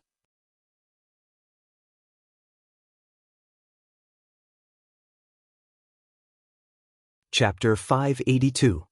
Thanos could use the power gem to forcefully resolve Hela's attack, and Rog could use the reality gem to change Hela's attack back in another form. Breaking the rules of physics, turning ideas, fantasies, and other things into reality, or disregarding the laws of science to arrange the material that exists in reality. Except for the great existence of infinity gems and higher levels that cannot be modified, the owner of the reality gem can modify everything in reality at will. Of course, any powerful force has certain drawbacks. Compared with the power gem, space gem, time gem, and other gems, The reality gem has a great risk when used alone. This is also why the Dark Elf King Malekith needed to wait for celestial convergence in the 9 realms before he dared to use the reality gem to return the universe to the Dark Age. Compared with Malekith, who tried to modify the reality of the entire universe, Rog's ambition was not so big. The reality he needed to modify was only the energy tornado created by Thanos with the power gem. This degree of reality modification, he could completely bear it with his own strength. The energy tornado that destroyed Hela's attack was modified by Rog into a blade storm formed by countless small black blades with the reality gem. And Thanos, who had just used the energy tornado to resist Hela's attack, was now in the center of this blade storm. Although this blade storm formed by miniature black blades was just a one-time move that he came up with on a whim, Rog still gave this attack a particularly nice name. In other words, he borrowed a particularly nice name. Senbenzakura. This name came from a classic anime that Rog once watched. The idea of modifying the energy tornado into a miniature black blade attack also came from the Zanpakuto named Senbenzakura. After using the reality gem to modify the energy tornado that was originally used to protect Thanos, Rog did not hesitate and immediately controlled the hundreds of millions of tiny black blades to attack Thanos. Thanos' physical strength was indeed amazing, and it was even several levels higher than Hulk. But this did not mean that Thanos' body was truly indestructible. Through the previous 8 trigrams 64 palms, Rog already knew that the Hyuga clan's gentle fist couldn't cause enough damage to the internal organs and meridians of Thanos. Therefore, at this time, he completely changed the idea of attacking. He no longer pursued a fatal blow on the body, but put the hope of breaking the defense on the natural weakness that Thanos' overlord could not avoid no matter how much he practiced. For example, the eyes, mouth, nostrils, ears, and other natural, defense-breaking areas on the bodies of living creatures. The reason why he used the reality gem to modify the energy tornado into a miniature black blade a few millimeters long, on the one hand, he borrowed the Zanpakuto, Senbenzakura Sakura, attack idea, and on the other hand, he didn't care about martial ethics. However, he was a young man, and the martial virtues of a young man were not about martial virtues. Thanos didn't expect that Rog, who was originally a decent fighter, would suddenly display the dirty tricks that these hooligans would use. Sensing that these tiny black blades, which were the size of ants, had entered his body through his mouth, nostrils, ears, and other orifices, Slayer Lord was furious. As a strong man who had been fighting for many years and had a strong reputation in the universe, Slayer Lord never thought that he would have a day where his nostrils and ears would be attacked. This was a naked insult to Slayer Lord, who had always had some warrior spirit and philosophy. No, this was no longer a matter of humiliation. This was a dirty trick. Because these miniature black blades were not chakra products, but real existences modified by the reality gem, Rog was far from being able to control these black blades as freely as he could control chakra. Otherwise, he would definitely let Slayer Lord feel that death was better than living. Although he couldn't see the specific location of Rog now, Slayer Lord, who had entered a state of anger, was obviously not in the mood to pay attention to these. When the first batch of black blades entered his body through his nose, ears, and other parts, Slayer Lord once again displayed the crazy action of forcibly accommodating the energy of the power gem with his flesh and blood. In an instant, Slayer Lord, who originally had purple skin, seemed to be transformed into a purple humanoid sun, and dazzling purple light appeared in every corner of his body. With the illumination of these purple lights, Rog completely lost control of the miniature black blades. At the same time, the blade storm formed by countless miniature black blades suddenly disappeared as if it had never appeared. The power gem once again displayed its domineering nature in the field of physics. If it weren't for the fact that this was his hometown, Slayer Lord at this time even used his position as a starting point to directly release the energy in his body and completely destroy the abandoned Titan star. But he didn't do so in the end. It was just to resolve Rog's despicable attack, and it wasn't to the extent of burying Titan Star. After the overbearing purple light, Slayer Lord completely eliminated the miniature black blades that were trying to enter his body. However, at the moment when the purple light dissipated, he saw a huge creature that he had never seen before. A few hundred meters in front of him, a huge fox with orange-yellow fur and 9 tails appeared. If the Motherf * Kernick Fury and Secretary of State Ross were here, they would definitely recognize this giant fox with 9 tails. In the battle where he completely turned against S.H.I.E.L.D., Rog used the reality gem to create QB once and let QB destroy the helicarrier that S.H.I.E.L.D. had high hopes for. Compared with the last appearance of QB, this time QB is undoubtedly more genuine. Using the reality gem and the QB chakra in his body, Rog created a real-tailed beast, a QB formed by chakra. Except for the fact that there is no way to communicate like the real QB, this QB is no different from the QB in Naruto's world. In order to give this QB an independent consciousness, Rog even threw the beast instinct in the 8 trigrams seal onto this QB. He has a real body formed by chakra materialization, and he also has a wild beast-like consciousness. The QB that now appears in front of Slayer Lord is, to some extent, no different from the QB in the night of QB Chaos. Although this QB is now a real creature created by himself with the reality gem and QB chakra, this QB is not Rog's helper or psychic beast at this time. Because if he wants this ancient beast-like QB to cooperate with him against Slayer Lord, he still needs a little preparation work. In Slayer Lord's dignified gaze, Rog used the body flicker technique to come to the head of QB who was frantically attacking himself and Hila. Then, he aimed the Manjikyu Sharingan that had already been opened at QB and released the powerful eye power of Manjikyu Sharingan. Sharingan's eye power suppression.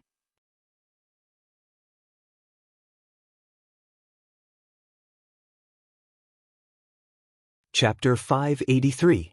Using the Sharingan to forcibly suppress and tame the QB is a traditional skill of the Uchiha clan. Although Rog is not an Uchiha, this does not prevent him from learning from the 2 seniors, Uchiha Madara and Uchiha Obito. Under his control, the powerful eye power of the Manjikyu Sharingan instantly fell on the QB.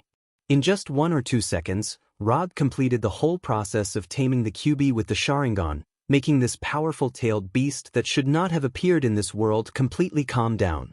Although Thanos didn't know what the QB was, he could clearly feel the violent chakra in the QB's body. In his perception, the chakra in the QB's body was like a star undergoing nuclear fusion reaction, declaring its own terrifying energy without any concealment. This beast is very dangerous. Although they haven't fought yet, Thanos has already labeled the QB as extremely dangerous in advance. Just as Thanos was waiting for Rog and the QB's attack with a dignified face, Rog, who was standing on the QB's head, didn't immediately control the QB to launch an attack, but frantically mobilized the Senjutsu chakra in his body. Susanoo. It's not the first time for him to use Susanoo in Sage mode. When he first fought with Mephisto, he used Susanoo in Sage mode. And at that time, he didn't use the normal Sage mode, but the Hell mode mixed with the natural energy of Hell. As the Senjutsu chakra continued to pour out, the light blue Susanoo reappeared.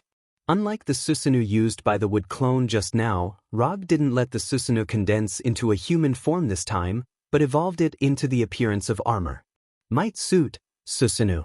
He deliberately used the Gem of Reality and the QB chakra to create a real QB, in order to use this Susanoo, which is more terrifying than the complete body Susanoo. Strictly speaking, he can only use full body Susanoo after he has mastered full body Susanoo. But with the help of the Gem of Reality, he can use the 4th form Susanoo to display the Might Suit Susan. This seems very unreasonable, but the Reality Gem itself is a very unreasonable Infinity Gem.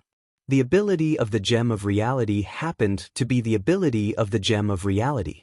Except for QB, which can be seen through the gaps of the helmet, the rest of QB's body is completely covered by layers of Susan. If it's just a simple Susanoo armor on QB, it can't be regarded as a real Susanoo. When the light blue Susa armor was formed on QB's body, a pair of hands holding a chakra appeared on QB's back. They were also covered in armor. The 9-tailed fox already had an innate demonic aura. Now that a pair of sword-wielding hands had appeared on its back, the 9-tailed fox looked more and more like a demonic beast that could destroy the world. At this time, Rog stood in the pentagonal crystal on QB's helmet, looking down at Thanos in the distance. Might suit Susanoo was an important move for him to fight against Thanos. After knowing that Thanos snatched the power gem that should have fallen into his hands, he had the idea of using Might suit Susanoo to teach Thanos a lesson. Not everyone's things can be robbed. Thanos may not know this truth. But it doesn't matter. Rog intends to use practical actions to tell him this point. The appearance of Might suit Susanoo made both Thanos and Gila show a dignified look. They never thought that Rog, as an Earthling, could actually display this kind of move that looked very difficult to deal with. Especially Thanos, who had personally experienced the defensive power of Susanoo, frowned deeply at this time. In his original evaluation, although Rog was a very good opponent, he was far from being able to make him feel the pressure of death. But now, he found that he seriously underestimated the threat level of Rog. At this time, for the first time, he put Rog on an equal footing with himself, and regarded Rog as an opponent who needed to go all out. I know you may not be very happy, but I hope that I can be the main attacker in the next battle. I want to settle a personal grudge with him. Rog, who was located in the helmet crystal, glanced at Gila, who was standing in front of QB, and used sound transmission magic to pass his voice over. I'll give you 10 minutes. If you can't do it, then you'll be responsible for playing support for me. After thinking for a few seconds, Gila agreed to Rog's request and gave him a time limit. No problem, just 10 minutes. Although Gila was not a fanatical combat enthusiast, people who had reached their level of strength more or less had a fanatical warrior's heart. Especially when facing an enemy whose strength was at the same level as oneself, the idea of winning or losing with the other party would become particularly strong. To describe it in a simple sentence, this kind of opponent could only be encountered by chance. After obtaining Gila's consent, Rog turned his attention back to Thanos Overlord. After taking a deep breath, he issued an order to QB to attack. QB, which was hundreds of meters long and like a hill, burst out with a speed that was inconsistent with its size, and rushed toward Thanos Overlord, which was not even as long as its claws. The earth shook, and the mountains swayed. QB's movement could not be said to be slow, but Thanos Overlord's movement was faster than it. Thanos Overlord raised his left hand, clenched his fist tightly, and punched toward QB, who was rushing toward him. With this punch, an energy beam several meters wide shot straight toward QB, aiming at QB's head. In other words, it was aimed at Rog, who was located in the helmet crystal. In the face of this energy beam that was like a star destroyer, Rog in the helmet crystal decisively controlled the pair of giant hands on the back of QB. The chakra long sword that slashed down accurately hit the energy beam, blocking Thanos Overlord's attack in front of QB. The chakra long sword and the energy beam collided with each other, but it did not trigger the terrifying explosion that was imagined. The chakra long sword condensed by the chakra long sword and the energy beam emitted by the power gem eroded each other, and they desperately annihilated each other. After a few seconds, the light blue chakra long sword shattered, and the purple energy beam was also consumed. Using the chakra long sword on his right arm to offset Thanos Overlord's attack, this was not a loss for Rog, who had an amazing amount of chakra. Although the amount of his chakra was definitely not comparable to the energy of the power gem, the enemy he needed to deal with was not the power gem, but Thanos Overlord, who used the power gem. The energy of the power gem was infinite, but Thanos Overlord's stamina was not infinite.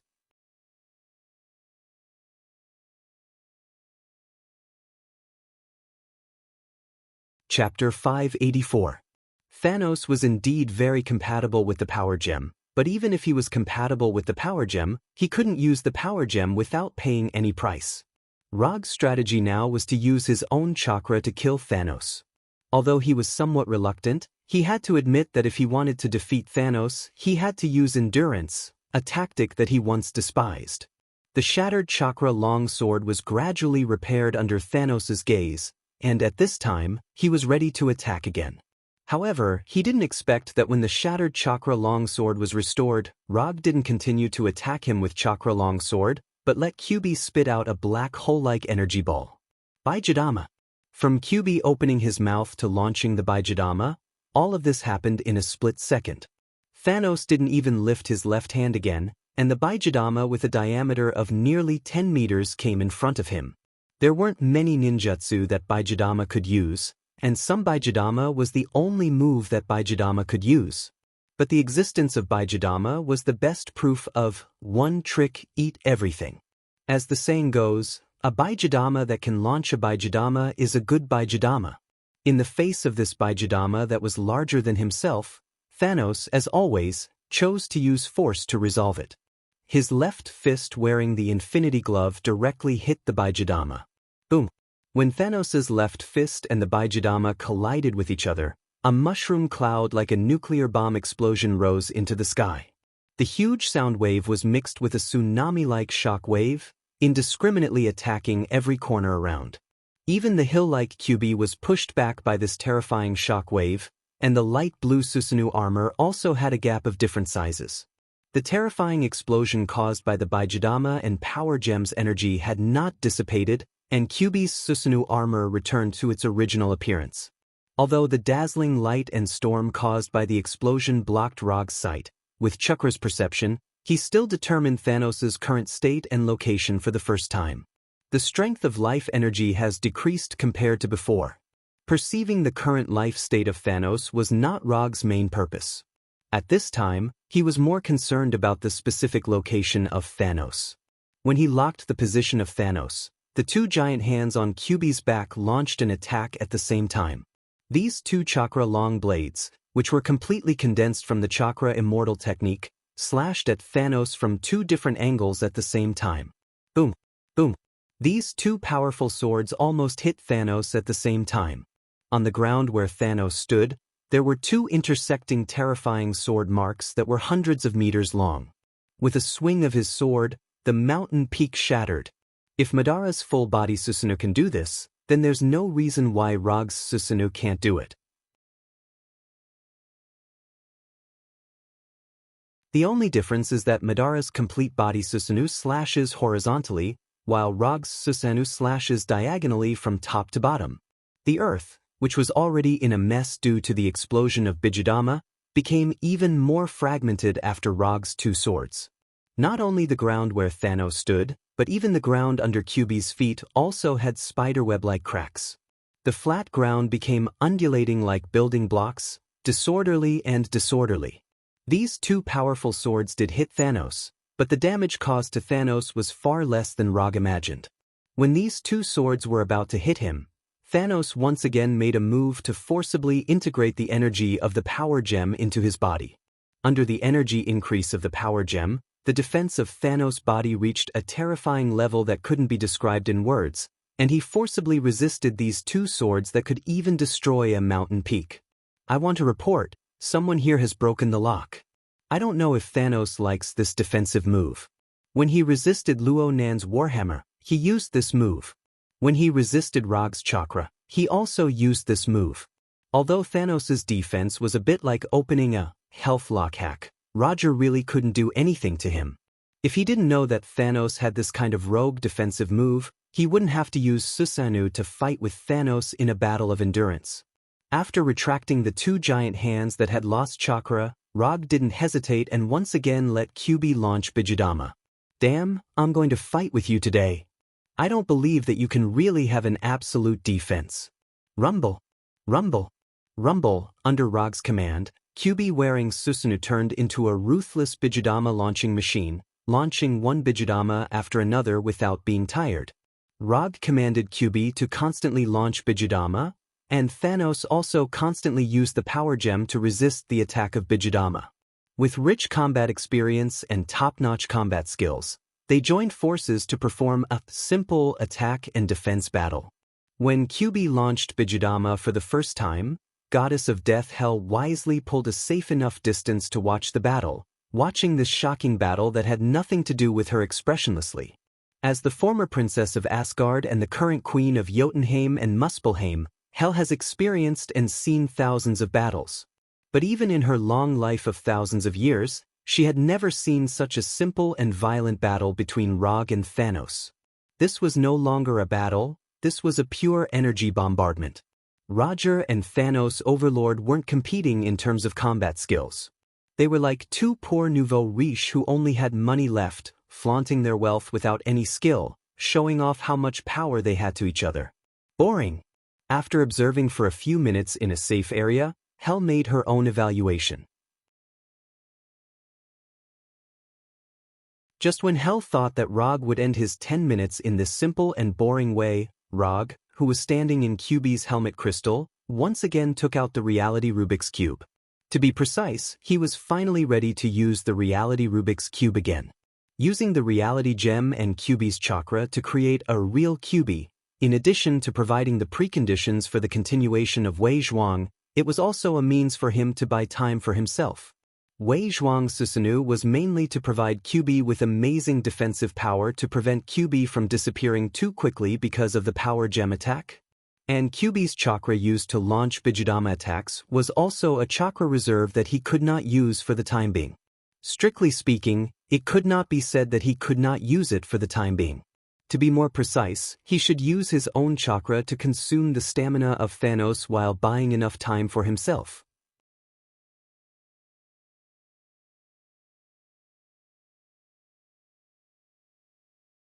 Chapter 585. I don't care, I also want to use cheats. If possible, which ninja doesn't want to be an honest ninja? But there is no other way, no matter in which world, there are some cheats. As we all know, only by using cheats can you deal with cheats and make the unfair battle fair again. So in order to deal with Thanos who opened the lifelock cheat, Rog decided to use some cheats for himself. Thanos watched Rog take out the reality Rubik's Cube, but he, who was resisting QB's attack, had no way to stop Rog. Although Susanoo can't solve Thanos who has the power gem, there is no problem in stopping him. After taking out the reality Rubik's Cube again, Rog no longer controlled QB to fight, but let QB choose his own attack method. After giving QB the autonomy of the battle, he let Chakra and Manjikyu Sharingan pour into the reality Rubik's Cube. With the influx of Chakra and Manjikyu Sharingan, visible cracks appeared on the smooth and transparent glass-like surface of the reality Rubik's Cube. The reality Rubik's Cube was a seal made by the late Odin in order to let Rog use the reality gem better, which greatly reduced the difficulty of him using the reality gem. Now, Rog intends to take the initiative to remove the seal made by Odin. Simply using the reality gem through the reality Rubik's Cube can't compete with Thanos who fully exerts the power of the power gem. Only by fully exerting the power of the reality gem can he defeat Thanos who is incomparably compatible with the power gem. Bang! A few seconds later, the crisp sound of glass shattering could be heard. Without the restraint of the reality Rubik's Cube, the reality gem once again showed an irregular fluid-like shape, instantly filling the pentagonal crystal on QB's helmet, making the original light blue transparent crystal dark red. Although Thanos didn't know what Rog was planning, when he saw the reality gem turned into a liquid form and instantly filled all the space of the crystal, and completely engulfed Rog, he instinctively noticed the dangerous atmosphere. At their level of strength, even if they don't match the Infinity Stone, they will not completely lose control of the Infinity Stone. As for those who touch the Infinity Stone and die or are exiled to other places, it will never happen to them. Since it is not the backlash and loss of control of the Infinity Stone, there is only one reasonable explanation left. Rog took the initiative to let the liquid reality gem engulf him. Although the number of times he fought with Rog was not much, Thanos Overlord could be 100% sure that Rog was definitely not the kind of person who would do useless work in a battle. He was planning something very dangerous. After using the energy of the power gem to offset the Bijudama launched by QB again, Thanos Overlord decisively ended the energy exchange with QB. Relying on his incomparably strong physical fitness, he disappeared from QB's sight. The sudden disappearance of Thanos made Nine Tails, who only had the instinct of a beast, stunned. With Nine Tails' current IQ, it was unable to respond quickly. Thanos disappeared, and QB also stopped attacking. The earth-shattering battle that had just been fought suddenly entered an awkward state. Rog, who was swallowed by the reality gem, didn't know what was happening outside. Now he couldn't even sense whether QB was still there or not. At this time, all his consciousness was occupied by the reality gem. When his consciousness was completely connected with the reality gem, he felt a strange feeling as if he had opened the door to a new world. This feeling was similar to the first time he sensed the existence of the multiverse in Kamart. It was a strange feeling between reality and illusion, ignoring time and space. This was a feeling that was difficult to describe in words. If he had to describe it, completely intoxicated might be the most suitable description. In this strange feeling that seemed to be completely intoxicated, Rog put his consciousness together little by little like a jigsaw puzzle. When his consciousness was completely complete, he finally remembered what he was going to do next. Since he had the bloodline limit of would release, he had a dream. That is, in this world, to use the strongest ninjutsu of would release, immortal art, would release, thousands of hands, Buddha on top. Although he has been working very hard and has not slackened the practice of would release, but because of objective factors such as the amount of chakra and his own aptitude, he has never been able to fulfill this dream. But now, at this critical moment in the battle with Thanos who had the power gem, he intends to use the reality gem to fulfill his dream. As his consciousness began to return to his body, the reality gem in the liquid form also poured into his body like natural energy. When the reality gem in the liquid form all entered his body, Rog in the pentagonal crystal reopened his eyes. From the looks of it, there was not much difference between him and before. But as long as you sense the amount of chakra in his body, you can clearly feel his changes.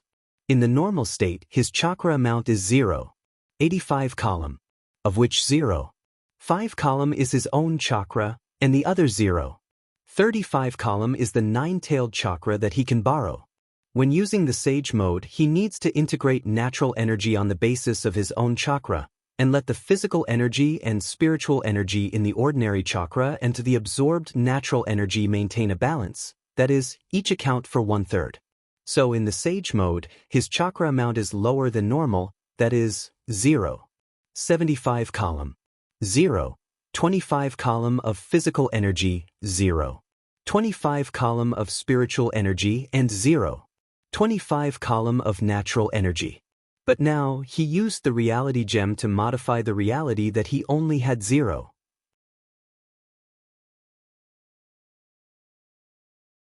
75 column of chakra in the Sage mode, so that his immortal art chakra amount increased by 4 times, becoming a full 3 column of chakra amount. Since Thanos can use the power gem to add an absolute defense, bloodlock hack, to himself, then Rog can certainly use the reality gem to add an infinite mana hack to himself.